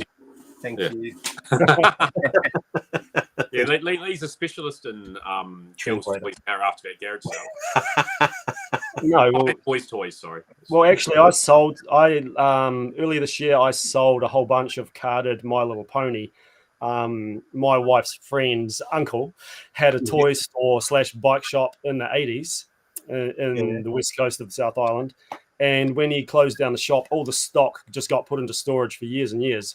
And then when he died, they found his stuff and they went, oh, here's some stock from his old toy shop. And they're like, oh, why don't we send it to your nieces? Your niece's got young children. So they sent off carded Toy Biz, Bob the Goon and the Joker figures and My Little Ponies for their kids who are about 6 and 12 to just rip open and play with. Oh. And luckily my wife's friend went, toys are worth a little bit of money these days. Maybe we should just sell these and then take the kids down to the toy shop and let them buy some. So they know that, Lee's the toy guy. So I got handed this big collection of Cindy and My Little Pony toys to sell. So I actually recently sold a whole bunch of carded ones, which were pretty cool. Okay, that's incredible. So I'm not an expert, but yeah. I know there's G1, G2, G3, and all that kind of stuff. I have a TF Transformer Collector 2. I think, yeah. Mm-hmm. I'm just going through some chats, catching up. Some Kiwi Ingenuity, very cool. Yeah, thanks, Bill. We'll probably do an episode, I think, where we talk about Lee's customs of his LJNs as well. So I think that's sort of on our to-do list at some point to just work through those. Future. Take notes, Andrew. No. Laser light features are so cool. Never saw them in stores in Finland. Yeah, we had the dinosaurs and then moved on to the new adventures. Yeah, okay. Yeah, I don't think we had them. Like, that was more a European thing, but obviously from what Valo's saying, they didn't make it into Finland. Would have been... Funny story about the new adventures of He-Man is I actually bought some of Lee's old carded new adventures of He-Man figures because I didn't want them anymore. So I think I bought them from him, but we weren't really friends back then, though, were we? So we sort of knew. Really? Well, yeah, you'd bought them, and then you were throwing, doing a market, and I brought them in the market, and you were selling at the market. And I sort of handed you a bag over the table, and we did a bit of a deal, and back in the early days. Always nice to see customs. I've just done myself a Unicron head to orbit my planet. Is that Unicron as in modelled on the HasLab one, or is it a really big one? Is it one of your big customers? I've got a spare Unicron head from HasLab. Cybertron. Oh, we'll see what our Turtles toy box says. Right. Cheap. Oh, all right. I hate that these things pop up here. Just subbed to the Two Barbarians. Wonderful. Thank you very much. Appreciate that. Lee, Wade, do you have any more? Yes, I turned my camera off before and I snuck in and pulled out my ramrod. That's I know it's weird. So this is the vintage Saber Rider ramrod here. So again, it's really cool. Now I will transform it. Now the bits don't have on it. Here you can see there's no treads. There's no rubber tread tires there on these bits, and they're basically the rubber just wears off, right? I think it's worse than what the LJN Thunder Tank was. Luckily, I've got intact LJN rubber treads on mine, but this one here. So this basically these flip in like this, right, like that, and this bit here opens up to become his cape at the top. So I'll do that if I can get on camera. Yep. This is a test of my toy skills. I think I'm Lee now playing with toys. So that then he's impressed. This bit here flips over and you can see the underside of him. It's quite an expensive toy. Then the legs drop down like this, and then the arms come out. And I've got the gun for him somewhere. These flip over. So when you become, this is essentially ramrod. So that's the incredible. I'll just get that come down a bit. There we go. It's better. This is essentially, their ship would transform into a big robot voiced by Optimus Prime. So, is this a Transformer, Wade, or is this a different type? This is a different toy line. Yeah, this is the toy line from Saber Rider. Because Peter Weller voiced, in the cartoon, didn't he? Yeah, So he voiced that, and so that's that. There were so again, this is part of my fondness for Space Cowboys. So it's quite cool. In fact, I've got a second one. They don't come up very often. I found a second one, but missing the missing this bit here, which can actually come off. So it's basically just a robot by itself. So I've got him up there in the cabinet too, just in the robot form. That's how much I like this toy. So I've got our friend Centuri's always saying that whenever I say to him, "Oh, can I have that?" And he goes, "Only if you sell me your ramrod." And I say, "No, never." So then he just plays hard to get after that. So incredible. I've never seen that. I've never seen anything like that one before. Yeah, that's the first time I've seen something like that. So I mean, it's Japanese. Again, it's probably, if you looked up eBay Japan or whatever, you'd search under Bismarck. That's what it was called there. But they're very, very hard to find. So pretty stoked with. Transformers one the other night, so good. Okay, yeah. I read that you guys Transformers guys. Matt is. I've got some down here. They're more the ones that we had as kids, like G1s. But I don't think the camera will pick it up. Actually, I might give it a go. Let's have a look. I'm gonna make myself big, which is scary, but here we go. Wait, eventually. All right. let's go down into the depths. Let's see if we can see this. It's not really well lit up, so you can see. There we go. Nice. So there's a lot of smaller ones because they were easy to transform for us, me and my brothers. Then we got into there's some mid ones there. So like Prowl, Smokescreen, Jazz, Trailbreaker. There's Tracks at the back, Perceptor, Blaster. Yeah, so like a few of these I've actually grabbed since Optimus Prime. My brother had Optimus Prime, so he's that's just one I've bought for the collection. And over here's some Decepticons. So that's all of the original. What do you call those? Constructicons. Yep. Nice. And Insecticons. Yeah, I like those guys. I did have Megatron. I sold him like an original metal one, but I don't know why I sold him for. Anyway, and I don't know. Someone sold me this Krem. Do you remember the episode with Kremzik? The little Kremzik. Yeah. Kremzik. Yeah. So I don't know. Someone sold me that. I don't even know if it's an official thing. Anyway, make myself unbig now. But yeah, there you go. That's my transform. That was my transforms there. Peter Cullen, thank you. Sorry. I was watching The Adventures of Buckaroo Banzai today. Oh yeah. Peter Weller. And it was Peter Weller. And so I'm hopeless. So just Peter Weller popped into my head.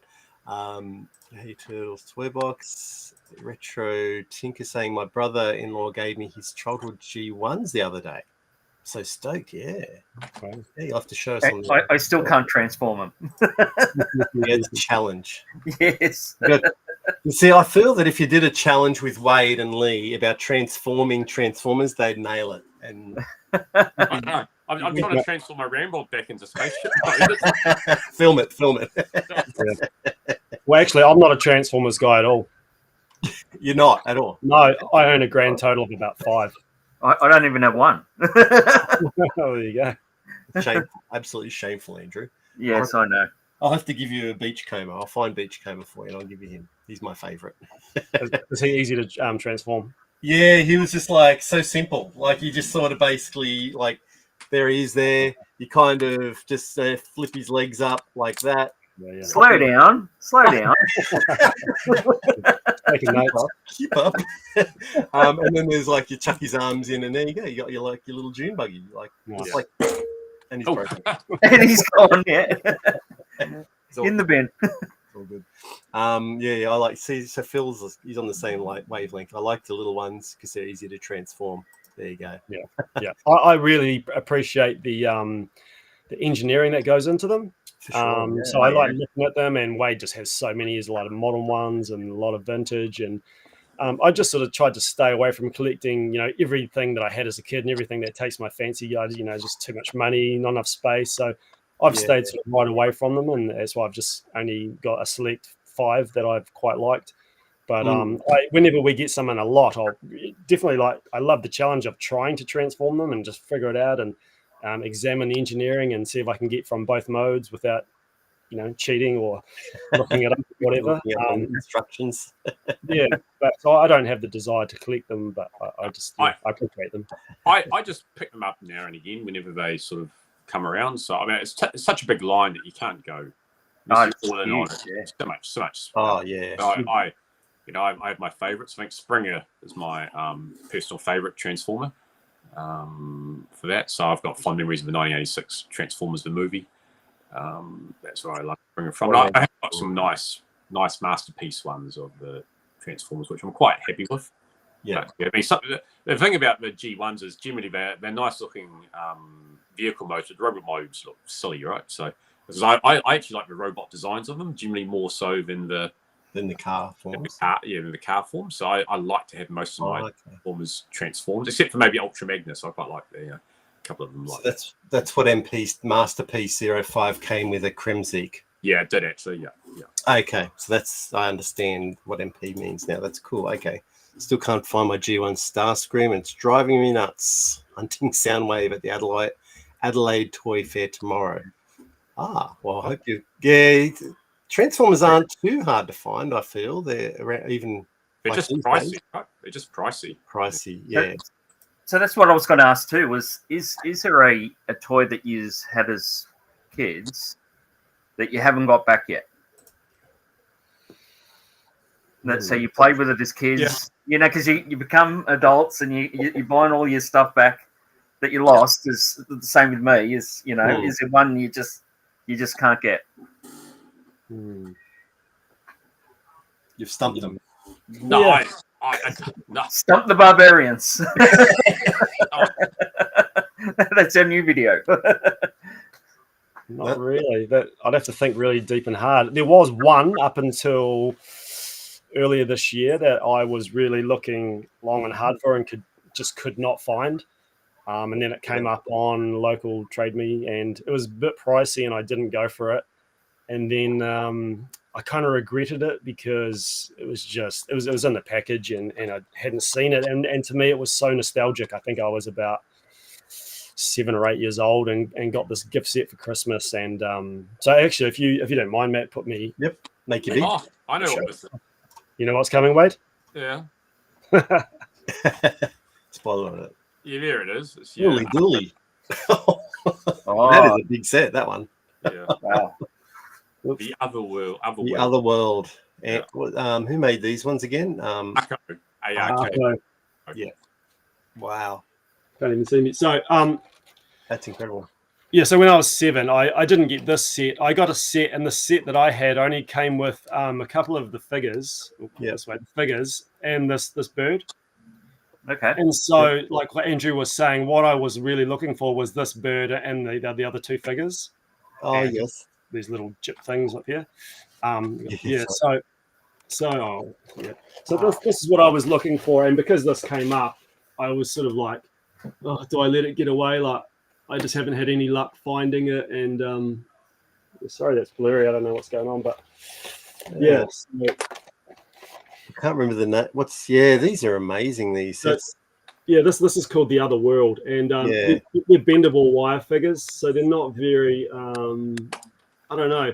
I find bendy figures aren't as sought after as I guess plastic action figures. Yeah, correct. They get a bit of a bad name, and they look a little bit, I don't know, kind of weird, and the wire tends to break and pop out through the plastic and yeah, exactly, and then they stuck their arms out because they can't get into a nice pose. Yeah. Because I had them as a kid and I was pretty nostalgic for them. That was a set that for the longest time, like if I'd ever come across one anywhere, I would have picked it up, and it's taken me of being a toy collector, sort of like 20 years of collecting now, and it's only just in the last year where I've really managed to snag that one. So I'm sure there could be more, Andrew, if I thought long and hard, but that was the one off the top of my head that sort of one of the last few that I managed to track down. Has it given Wade time to think as well? Yeah, I know. I can't think of anything. So wait, what does that mean? You've got everything back that you had as a kid, or you kept everything, or? Yeah, I there are some things I think. I kept all my GI Joes. But then I've gone back to replace some of the ones like Beachhead had a broken crotch, not surprisingly, so I managed to get one which was unbroken. But I think of all my toys, I only had about 5 or 6 Transformers. I've got all those ones back. I can't think of anything. I had 2 Battle Beasts. I've got those. I had a Pocket Power thing which I got in Italy the other day, which I didn't really want, but I thought I can't turn it down for €5. No, I can't. I honestly can't think of anything that I had as a child that I don't have now. It's a bit sad, isn't it? Changed. It's more getting those things I always wanted as a child. So I think that's those missing things I wanted as a child. Where things like Rotar and Twistoid, don't even know what they were back when I was a kid, so I don't really fuss on them. So and there's so much. I don't understand why Rotar and Twistoid are so much. That's because they're rare, I think. Oh, are they? Yeah. Yeah, they're later in the line, right at the end of the line, and so they're hard to come by. Yeah. I've seen guys make special custom acrylic stands for them, so you can sort of sit them in and then also display their weapons next to them, which I've got to get. Because I do have them, but then one of them is not complete, or 2 of them, one's got 3 cogs on. I've got, I think, 2 cogs, and I don't know why I'm missing a 3rd one. And but they got rubber at the bottom, so whether they twist, and the rubber just has degraded something. like just in the recent last few years, it's started to fall off, and I'm like, how am I going to save this? I don't right. Yeah, that's the way it goes with toys. Well, we were collecting the classics, and I don't know if you know much about the Master Universe classics, but because they did such a thorough job of that, they eventually got to the Rotaran Twistoid, and they made them so that you could pop them apart at the waist, and actually gave you legs for them, so they could look like a cool action figure, or you could pop off and have the little spinny base, and they're quite a decent size, and because I have those, it kind of just like it satisfied any need I felt to. Like understand. Me, that's the representation that I needed. I don't need to go out and spend possibly 200 plus each for each figure. Wow. I think you'd be surprised, Lee. Sometimes I pop in and have a look they're up to about $500-$600 now. Wow. Yeah, just for the. It's incredible. I'm definitely not getting them now. You know what? Skier goes up to about 400 now, isn't he? I think with a cape and a halberd. I think really? He seems to be most sought after from that. Incredible. And as I think I said to you guys the other day, there's a is it a Megator? A Megator is on eBay at the moment for about $12,000. Wow. And is it loose, just loose. Yeah, complete loose. And Titus went for about 10.5 about a month ago. So just incredible amounts of money for that's nuts. Yeah. And again, we have those in fairly large versions, not as impressive, but we have them in classics. So, I've got both of those giants. I've got the spinning figures. That's, I would rather put all that money into just exploring new toy lines or, correct, adding the Hive or something like that, to that line.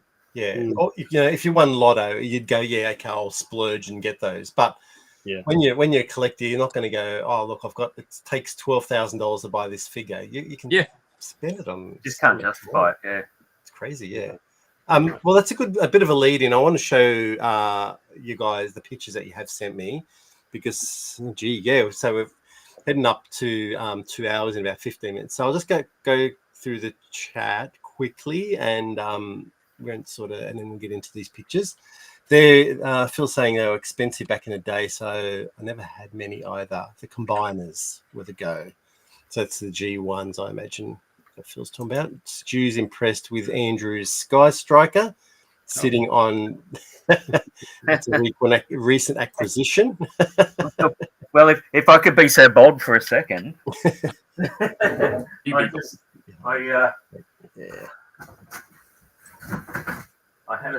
I had a bit of a splurge. Oh dear. Splurging. Wow. And I got the HasLab one. Yeah. So which one's that? Is that the vintage?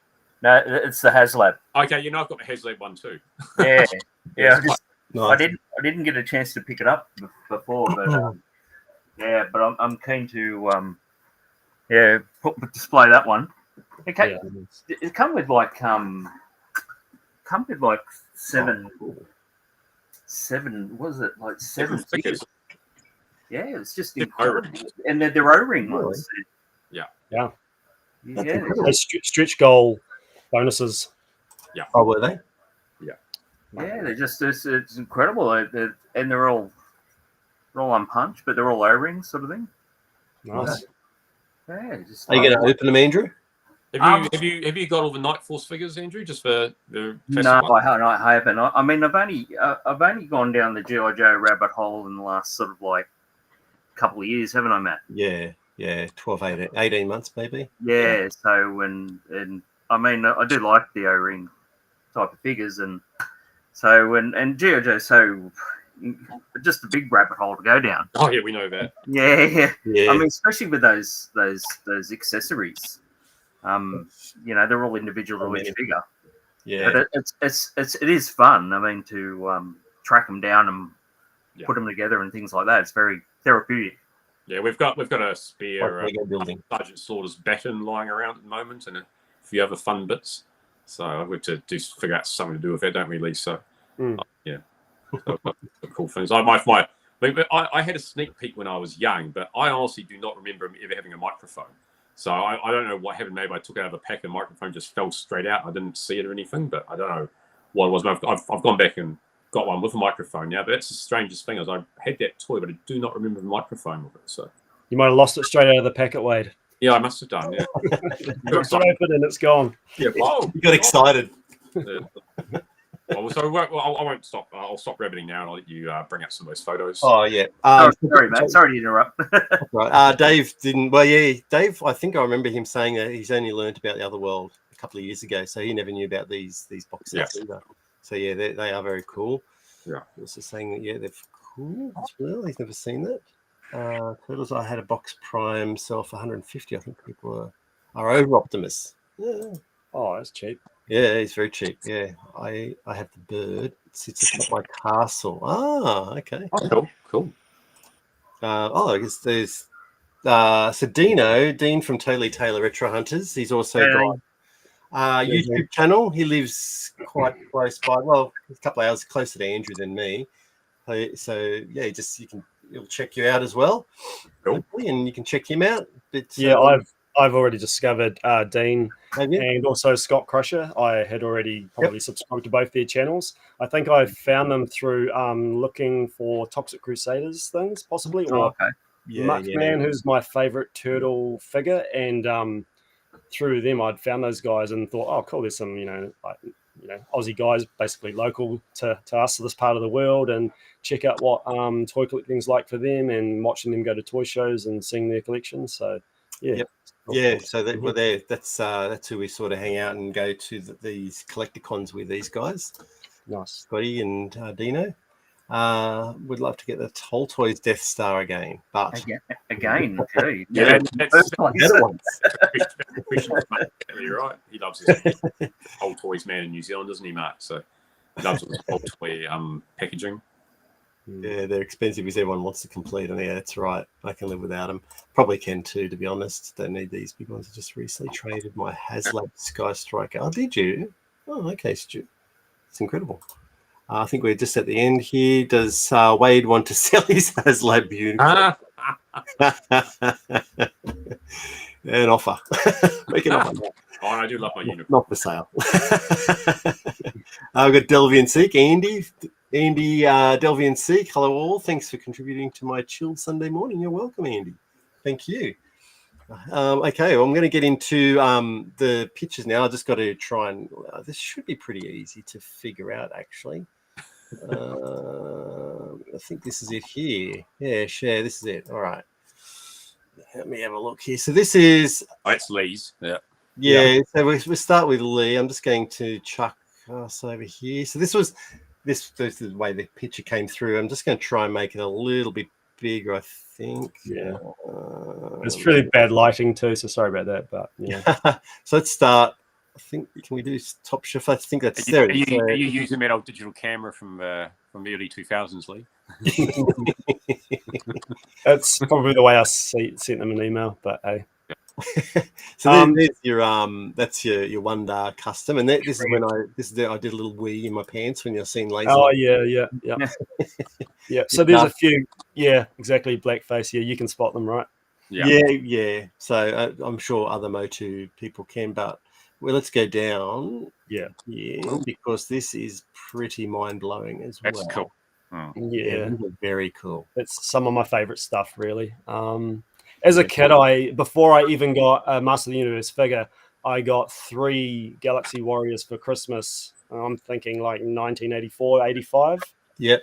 Along with a bunch of Star Wars figures, and I was seeing these before I'd seen Master of the Universe. So for me, they were the first like these big, muscly, aggressive squat stance guys, and that's why I kind of have this passion for them now. And I do realize they're a little bit lame, as the bodies are all exactly the same, and the weapons, there's only a couple of different weapons and they all share the same stuff. But I don't know, for me they just still have a lot of character and flavor and imagination, because there was no cartoon, there's no comic book. It was just your childhood imagination, what you put into them. And look at them, I just think they look amazing. The way you've displayed them too, just all lined up like that. Yeah, it's pretty cool. Amazing. Yeah, it's very cool. And as Wade said, when we sort of first got introduced, and he's he found out that I was into these knockoffs, and he's like, oh, I think I've got a bag of weapons, and I'm just like, I'm always looking for weapons. I'm always looking for armor. I need to be friends with this guy so I can get some. Yeah, I think one of those card backs was mine too, wasn't it? Yeah, one of the card backs. Yeah. I gave him a card back too. Yeah. Yeah, so I'm loving these beasts as well. They've taken a long time to. Yeah, I'm just feels. I did like it at a toy show in Christchurch. I think it was one this year, and there's a guy selling all these kaiju and Godzilla toys, and I just passed it over. I think, I don't need to look at that. And Lee's come back, and he's got one of those beasts. I think it's for Rhino or something. And he's come back. It's that one there where the cursor is now with the orangey saddle. Yeah, beside the Rhino. Where did you get that from? The guy just had it in before it was Godzilla's. I was like, oh, I should have looked harder. Mind-blowing. There's a few like the Turtles toy boxes. Yeah, his uncle would die for this. Massive Clash, so well presented. Yeah. Oh, Sci-Fi. G'day, Sci-Fi.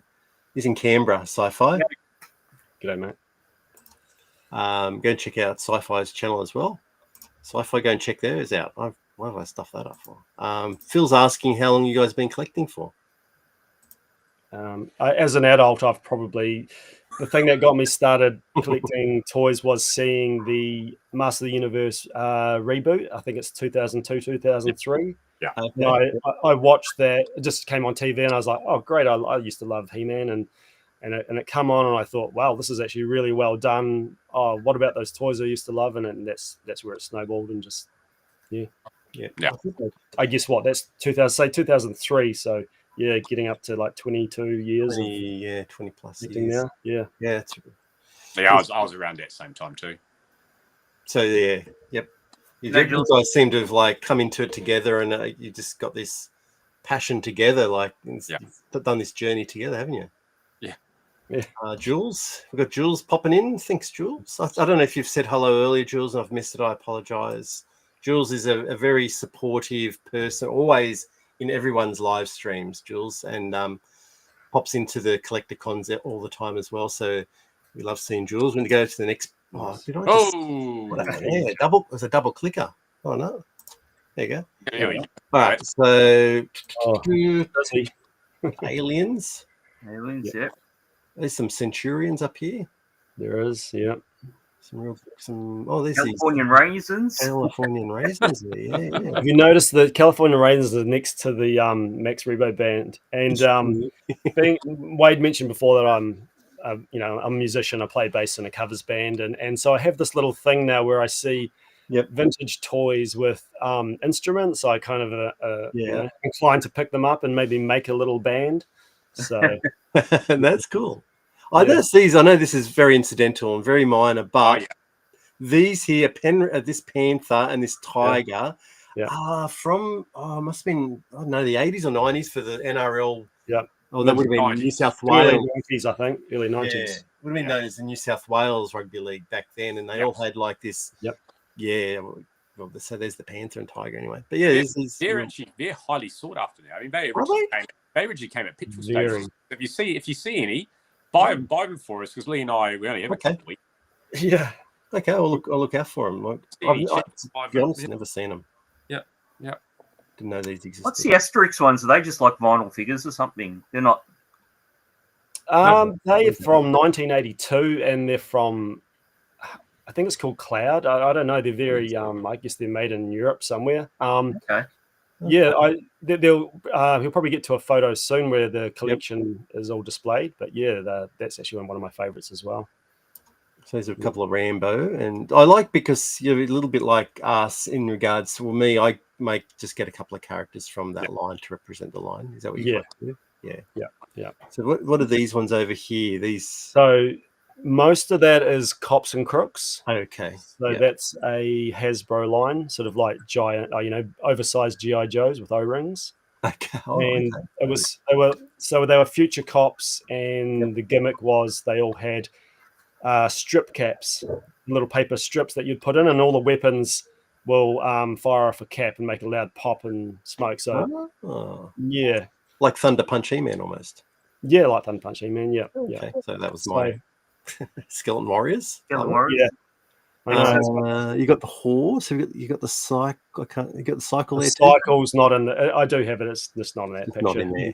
Is that Exo Warriors in the back there behind them? What? Sorry. Exo Warriors. Yes. Yeah. That's the two that I have. I have the boxes for them, but I wanted to pull them out and display them. And my God, look at the Hasbros. Well, not all of them have. I think there's some WCW ones there, but so they're from Galoob, and then there's a few knockoffs in that front row, and then the rest is basically Hasbro. Yeah, dooly. Yeah. How many do you have? What's your number? Do you count them? I don't know. Yeah, I have someone we were working it out. I think we've got most of the first 7 series each. I think the later ones, it's not I'd be fond of them. I'm trying to see a green card there, but no green card ones. I don't think I have any green card. That's okay. Neither do I. Yeah, not that I don't want them, but I can't find them locally, and I'm not gonna, because not only like sometimes you think a figure is expensive, and it is, but it's worth it because it's rare and you really want it. But then you factor in the shipping all the way to New Zealand. It's like you'll pay the price of the figure again in shipping, and then you're going to get hit with customs and stuff like that once it arrives. It's just ridiculous, You just have to be happy with what you've got. Correct. And like I had them. I can't believe it. Like I went to Toys R Us one day and they went, oh, there they are. And I grabbed the purple card ones and the green card ones and had them all on. I had no idea at the time, of course. I was just fresh on the shelf and you opened it all up, had the wrestling ring. And then one day I decided to sell them all. I sold about 20 odd figures with a wrestling ring for like $200. And we're talking 25 years ago, maybe a bit longer, but the person that got those green cards, good luck to you. Yeah. Matt still wakes up in a sweat with that one. Well, these some Predators. You like Predator too? The Kenner one? Yeah, Matt, that's a new thing. I do like the Kenner aliens, and just an opportunity come up to acquire a few loose ones and then some carded ones, and the price was really good on these, and I just sort of thought, why not? Lovely. Yeah, I love the Predators and the aliens ones. So there's some loosies down here, Predators. Yeah, so that bottom shelf is my Predators and aliens, and nice. Got like a boxed power loader down there, and some. I was quite lucky to pick up Vasquez, O'Malley, and Hudson of the Marines. Apparently, they were like the European ones. Yeah, and I just got those fairly cheap online here, locally. So. Yeah, I've got them on card. They Vasquez is the only one with the proper pulse rifle. Yeah. It's just bizarre. They never gave the others the pulse rifle. I just don't understand it. And they should have just done like a weapons pack, so at least you could have gotten rid of the gimmicky rocket launching things and then given them all pulse rifles. Yeah. Yeah. That's awesome. That looks great. Yeah. Thundercats. Yeah. There's some hard ones in there. Is there Bengali and Bengali? Jaga was one. These ones at the back here. With the Thundercats, what's that red thing that goes in their back? I gave it to Matt. It's this thing. Yeah. What's it do? Well, you put that in the back of them, and if the battery works in it, the eyes light up. Okay. Metal touches the metal, and then the eyes light up with the charge. Isn't that right, Lee? Yeah, it's basically the size of a AAA battery, which you click it open, drop it in, and then you push it into the contact on his back. And if it's not too old, the eyes will light up. So Mumra's light up red and Lino's light up orange. Okay. Excellent. Superpowers, some original superpowers. Yeah, I love the superpowers. So hard to find good quality ones and accessories. Yeah, same here. Some guy was selling like the a couple of toy shows ago. He was selling the Hall of Justice. Is it? Yeah. Yeah. But it was like very incomplete. Yeah. So we'll just and then go to the next one. Oh, did I click double there? It looks like I'm clicking double, but it's not. Oh, yeah. Now we get into some Motu stuff. Yeah. This is good. So, it's pretty busy display, but what, an original Eternia? Yep. Yeah, original Eternia. Yeah. Oh, sweet. an original track too. It's not clicked together. if you zoomed in, you probably see a little bit of duct tape and blue tack holding that thing together. Lee, if you've ever seen got a fellow we know called Scuba Pete. No, I've heard you guys talk about him, but but he does a video with his vintage Eternia, and he breaks the track. It's just oh no. Yeah, you should see it. It's just, I think he cut it there and he was swearing for like a day. Oh no. Yeah, imagine. I would love to get some. Apparently, somebody makes a really good repo track. So you can not shatter your originals and still display it and play with it. But just going through some comments, there's a lot of obviously lots of wows and love the asterisks and all those gold Batman. Yeah.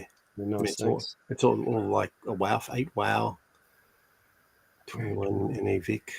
Awesome collection, says Velo. Sci-Fi says, love those Predator and Alien ones. Crazy cow aliens. Absolutely stunning collection. Yeah, it is. All right, so that's my favorite's Merman. What's your favorite Motu characters, guys? Out of interest. Mine's Faker. Faker? Yeah. Wait. Yeah. Mine's Webster. Really? Yeah. Here's my first one. Oh, Webster. That's a man after Phil. Treasures for Trigger loves Webster as well. Yeah, I love Webster. And also, so tied equal of Webster is Grizzlaw. But, oh, no, don't show me those. I don't. Look at these, Wade. Aren't they beautiful? So for the longest time, I only had the 4 turtles in an April. And to me, that was all the representation I needed. And I just steered right around all turtles. And then I don't know what happened, but I think for a birthday, Wade gave me Worm. Yeah.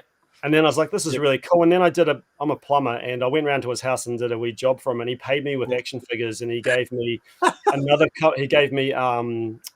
what's his name? Ground beef and someone else.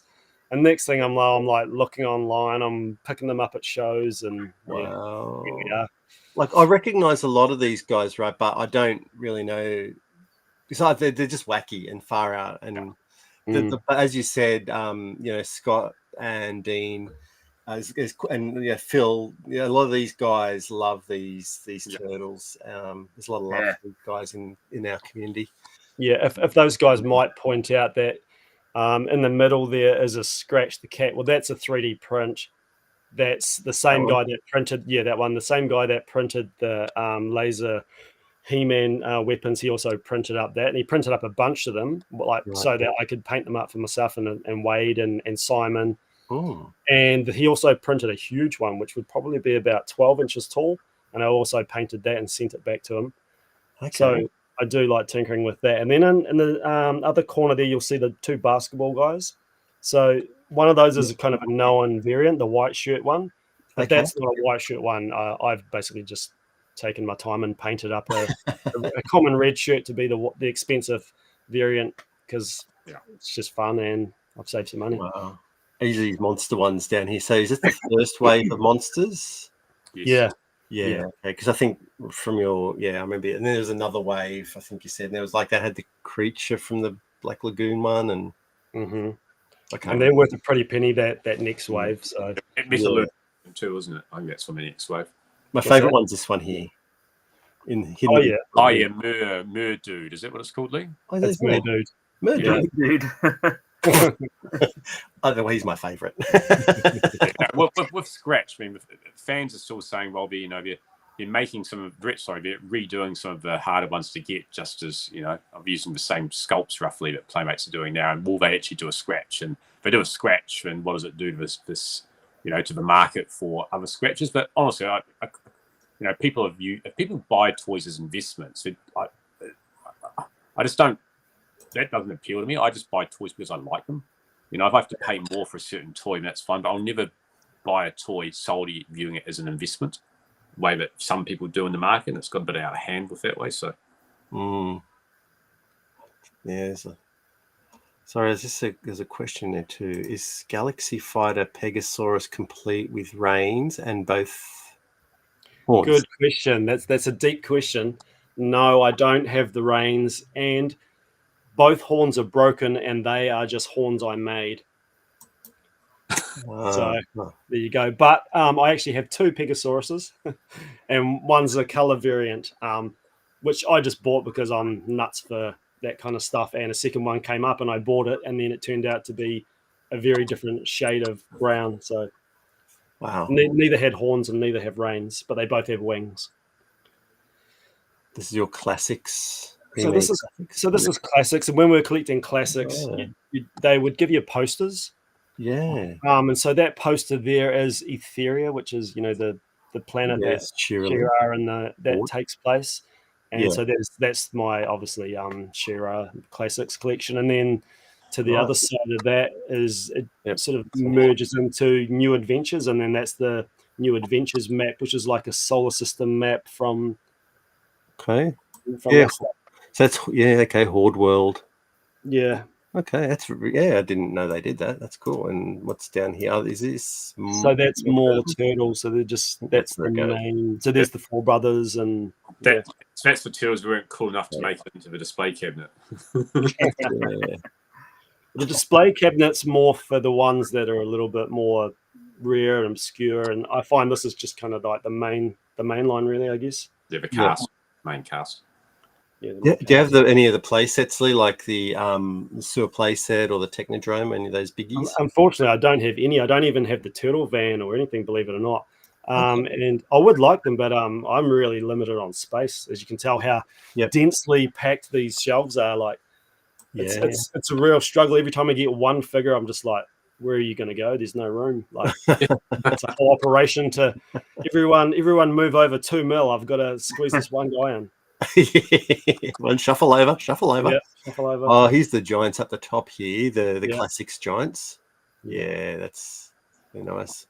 I've got Megator, this one, but I'm after this one. What's the one in the corner though? Procrustes. Yeah, Procrustes. Yeah. So he's from a mini comic, and in the mini comic, he's in the center of Eternia, and he's holding it together. Oh, okay. And He-Man battles him, and then I don't know. It's just a bit of a deep cut. Have you got your Granomir in one of the photos, Lee? Ooh. Possibly, yeah. Yeah. So I'm zooming in and out there. There's no. Okay, these are all classics. Yeah, all classics. Bought into the sub back in the day, so things just keep coming in the mail. I think Lobos have got Procrustes on the eBay at the moment for $1,000 or something. What? Yeah, man, go figure that out. Crazy. Okay, LJNs, beautiful. LJNs, yep. That's what is there to say? I mean, yeah, that's the cast. That's your custom one here, and these guys. Yeah. There's a bunch of custom paint in there because they're rubber, and kids just bash them together straight away. They just started losing paint. So I quite like buying them cheap and absolutely no paint on them, and repainting them or giving them, like, wrestlers would come out all the time with a different colored tights on. So I'm like, well, I'll just paint it up myself. I'll paint those tights on them. Yeah, exactly. That's lovely. Because there's the old Hulk's there in the middle, and there's Roddy without his kilt, but I thought I seen one with a kilt. Oh, that's in yours, Wade. That's in Wade's. Yeah, I still don't have a kilt. Yeah. I'm inclined to just make my own if I come across a bit of fabric. I'll just wrap it around.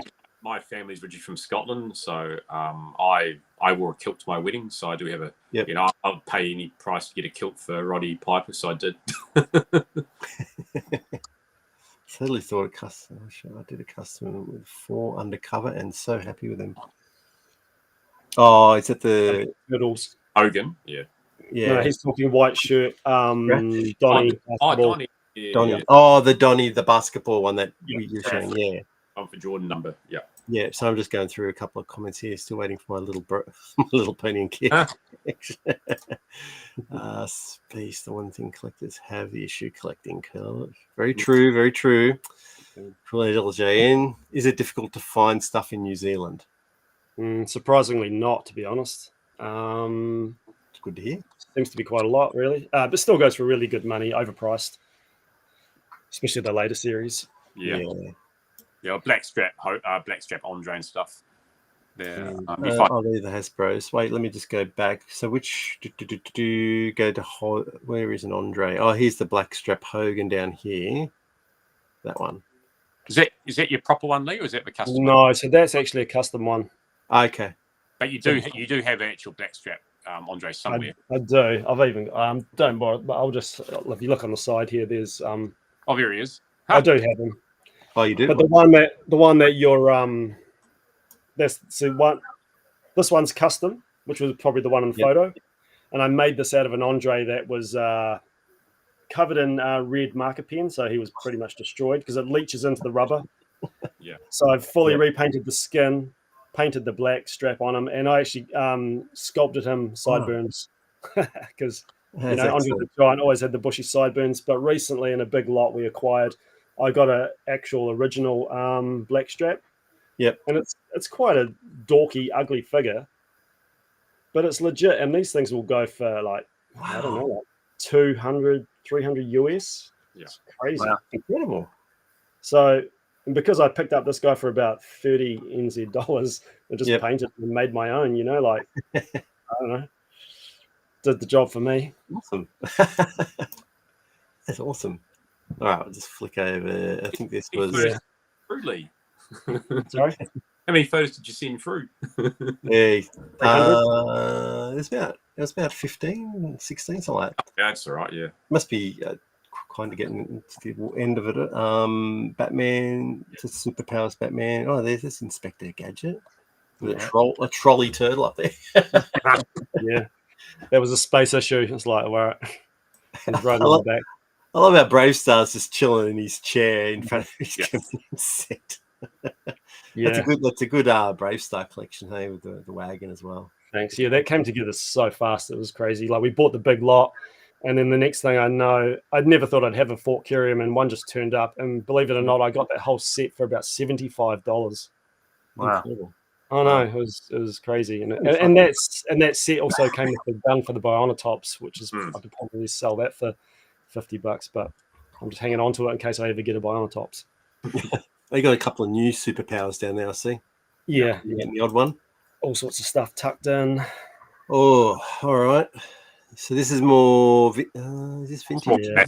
Yeah. Yeah, that's just classics. Like they're cool. All classics here, yeah. And a few vintage vehicles at the bottom. It's a Monstroid, isn't it? Monstroid there. Yeah. Yeah, it is. Yeah, and a spider at the bottom, and yeah. I think does it go up? No, that's it. Yeah, it's Granomir to the side, I see. Granomir.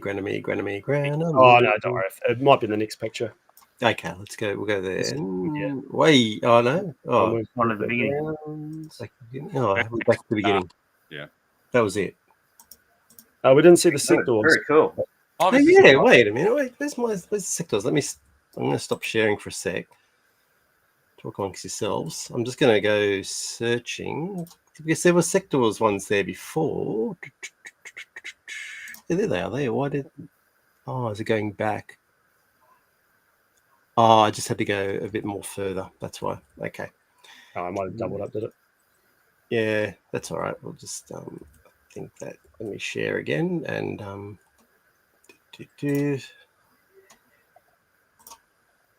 window here. There we go. There we go.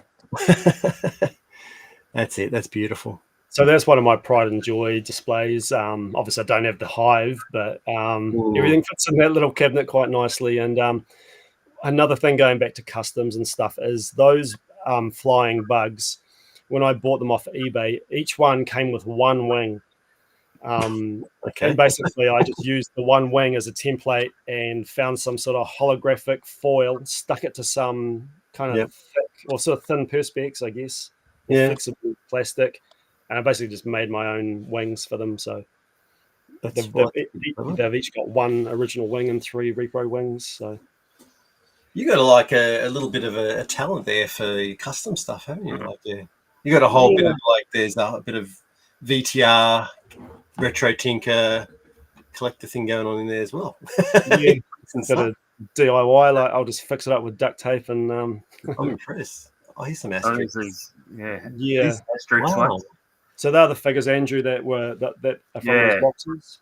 Because I think Playmobil did them as well, like after this, but They did, yeah. Yeah, these ones look a whole lot better than those Playmobil, that's for sure. I know, these are amazing looking figures. They just capture the comics so well. And these are really old. These are like 81, 82. And a ton of accessories. I mean, yeah, well, you can see there, yeah. You can see a plate. There'll be a plate with a cooked fish and then and cups and goblets. And man, it's... Yeah, look at it all. It's a pig, stuffed pig there on a plate. Yeah. And the helmets come off and the little feathers and the helmets pop out and get lost. So, wow. Oh, on the side of their helmets here, like wow, that's incredible. Let's go. So we've seen this one. Okay, so this is the one Andrew needs. Turn away now, Andrew. Go to the toilet. Look at that, Andrew. Look at that. Look at that, Andrew. Look at that. Mine's missing the sides, so I haven't got the sides. Oh, okay. But you've still got the skull, which is the cool part. Yeah, right? I got the skull. Yeah. And mine's also missing a lot. I'm missing a lot of the attachments to the sides, and possibly one of the eye guns is missing. It's not bad though. Yeah, it's still good. It looks really good. It's still got the two hatches, and I probably got that for an absolute steal. I don't know why nobody else bid on it. It's crazy. Wow. I didn't even know what it was. I just thought, wow, this looks like a TIE fighter, but it's a red skull. It's awesome, and bought it, and it was a local pickup too. So brilliant. Random tote figure just hanging with everything else. I just thought he fit the bill, right? 3 3/4. Cool little collection of Star Wars going on. That's my humble Star Wars vintage there. That's good. And you got a few of the roided ones over here from the yeah. And I've got a bunch of the roided ones on card, but I didn't take photos. Here's the Galaxy Fighters, are they? And he's knockoff wrestlers in there too, which are fun. That makes sense. There's all sorts in there. That's just when I find a random, even though I don't know what line they're from. Yeah. And they just go in there. There's wrestlers, there's Rambo, there's cavemen. Like Warlord. Yeah, Warlord, yeah. There's a few knockoff Sectors figures too, isn't there, in there? Yeah, there is in there somewhere, yeah. There's this is Dragoon back here. I recognize him. Yeah. I've found some of these ones, they're kind of knockoff Planet of the Apes, which I think I showed one of them the other day on my Instagram, but called Apes Attacks. By Mannix. Oh yes, I did see that. Early 2000s, I think. Yeah, that's cool. But I've been finding a few of those, but there's only like maybe 6 in the line. Ooh. So these are knockoff. No, these are knockoff. Yeah, they're knockoff, sort of based around Sectors and goodness me, all sorts of crazy stuff. Are they just spare Otherworld ones there, or are they from that? They are, yeah. So that's sort of like my loose ones that I have. I've just kind of stuffed in there. Hondo. Yeah. Is that Hondo? I think that's Hondo. Or is that Hondo? Yeah. One of those are Hondo. Zendo and Hondo or whatever, yeah. And that's Black Star over here. Black Star, yeah. Are these Golden Girls? They are, yeah. And I didn't think I would really want to collect Golden Girls, but actually come across a couple of them and then went, well, these are really well made. They're like got great sculpts. Obviously, the hair's a bit off-putting as a male toy collector, but they're actually quite fun toys to collect. Yeah. Got that aesthetic of what I'm into, the fantasy thing. I'm like Golden Girls. Am I thinking of something else? Did they? Which ones had the car? Are these Galoob? Is a Galoob? Yeah, from Galoob. Yep. It is okay. I must be thinking of another line, and they actually had a car. Because it's definitely not these chicks. They wouldn't be riding around in the Corvette. No, they had a chariot and horses and castles and things. There must be another line I'm thinking of. And I think, how tall are these? Are they obviously about 5-6 inch? Yeah, they're pretty on par with Black Star, sorry. Yeah, okay. God. I think we've seen that might be it from there, is it?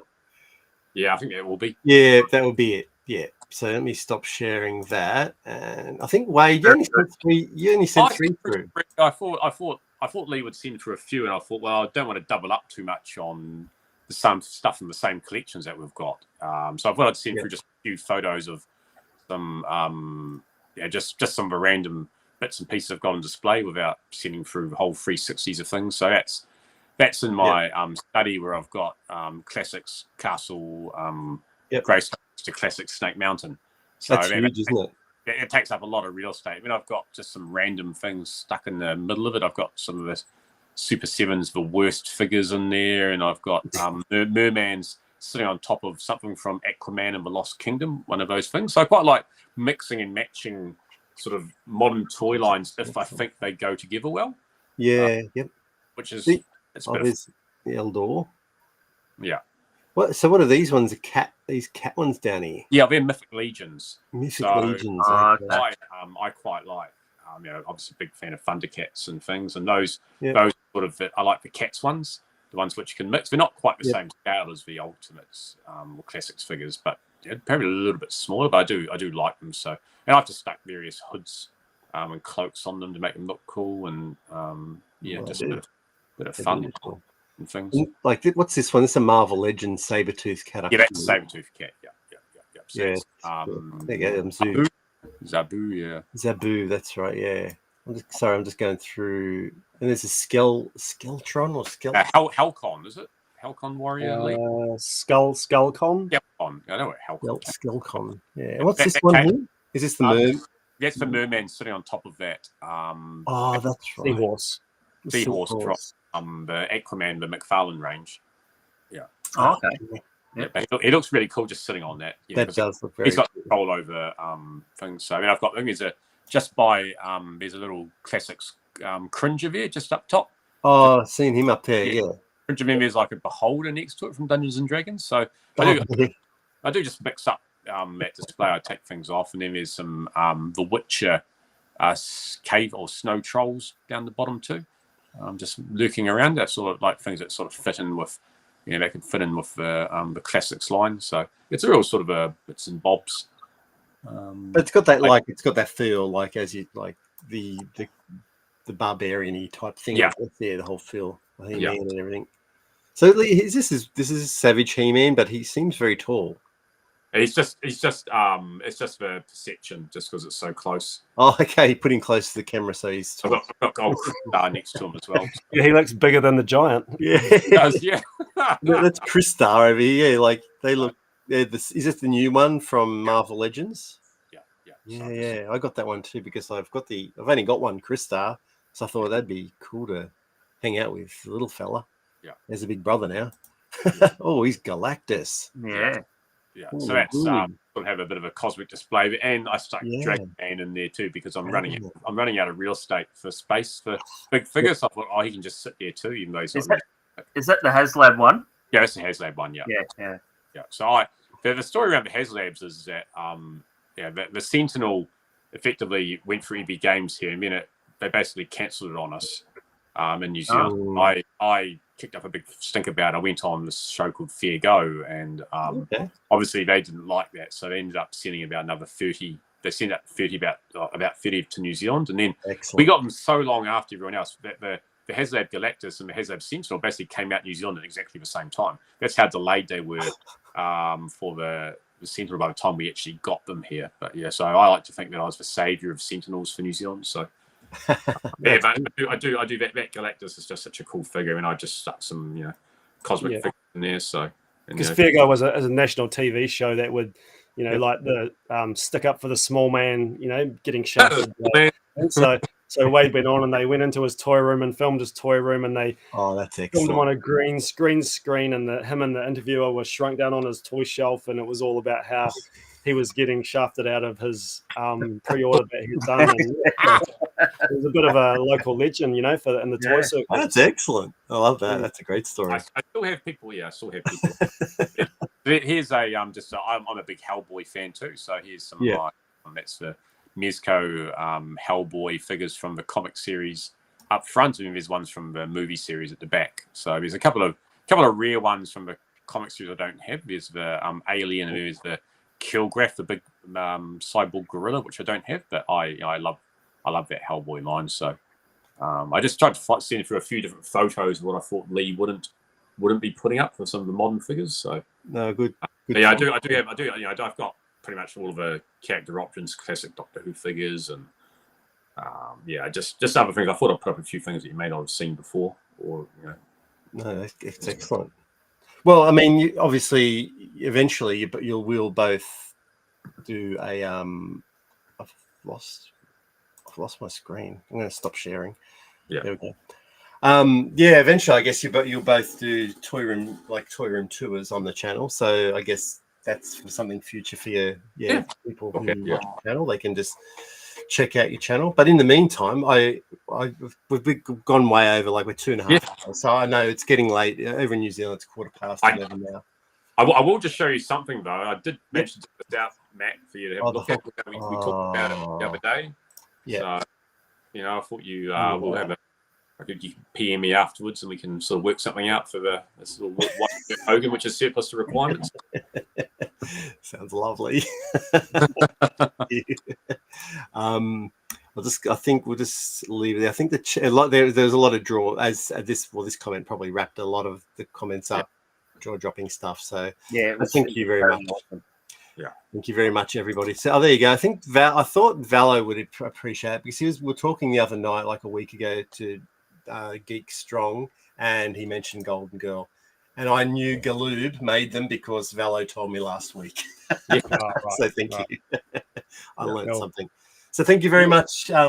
Thank you guys very much for hanging out with us. I know. Thanks, guys. It was excellent over there in New Zealand. And it's our pleasure. Thank you for giving us this platform, to share our channel and chat to you guys and hopefully sort of network and meet a whole bunch of other people in the scene so we can all sort of, support each other. And it's great. Yeah, it's good. It's good to always meet people more our age too.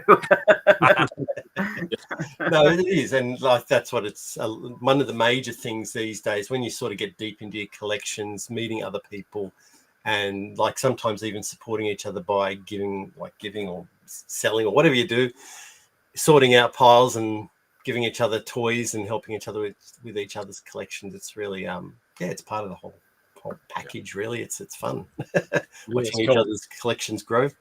So, and I'm hoping one day maybe we'll possibly do a Two Barbarians on tour, and we might be able to come over to Australia and catch up with you guys and go visit some toy fairs or toy shows over there and toy stores. So love it, for sure. I'd love to have you here. Come over and stay, and check out and go to a show. Yeah. Absolutely. Cool. What do you guys got coming up on your channel? I think you put a video out yesterday. Yeah, we did a little just fill-in sort of G.I. Joe, Norgahide, and Road Pig one, which I keep calling them the Road Knocks instead of the Dreadnoughts.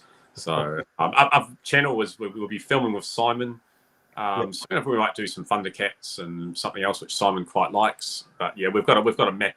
We've got a little map that we need to fill in of what we want to do and where we want to go with it. But we sort of want to do a focus on sometimes on the wider toy line, or do we just want to focus on different parts or one small part of a collection? So it's a bit open at the moment. So we discover things we want to do. Yeah, because we're trying to grow. It's like, do we focus on Master Universe, Transformers, and Star Wars to try and bring in a bit more awareness to us, or do we just stick with do I do a video about Golden Girls and do we do a video about sectors? And it's like do what you like doing. That's the truth. Just do what you want to do what you enjoy, because it comes across where you can see that you actually enjoy doing the video, you enjoy showing the stuff that you like. Instead of going, I've got to show Star Wars, I've got to show Motu to try compete. And it comes off, it doesn't come off as good. You would just do what you like. That's the key. Great advice. I played that Barbarian computer game all the time. I just saw the comments come up on the Commodore 64 with the There was the two games. There was one which was a fighting game, like a 2-player one you'd fight at, and then there was the side-scrolling one as well. So I had both and played them both religiously as well. The head chopping, and the little lizard would drag the body and kick the head across the screen. Played that on the Commodore 64. Loved it. And the side-scrolling one was one that had the axe, whereas the other one's the 2-player fighting type game where they had the swords. But I remember the side-scrolling one had the axe as well. You could chop the big dragon's head off as well when you get it to them. This is crazy. That's why we're the Two Barbarians. Yes. Awesome guys. The Two Barbarians, or they'll chop your heads off. Well, we chop your heads off. Who won the rugby league in the end? Do we know? No. Did anyone in the chat know who won the grand final? Don't know. No, thank you very much also, chat, for coming and watching and hanging out for a couple of hours and asking questions and supporting us and the Two Barbarians.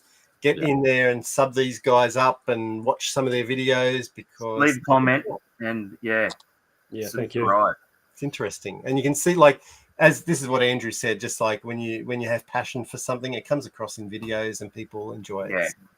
Yeah. Great advice. Yeah. Thanks everybody for joining us. We're going to sign out now, and we'll catch you next time on Keep On Collecting, and we'll catch you guys soon on the Two Barbarians.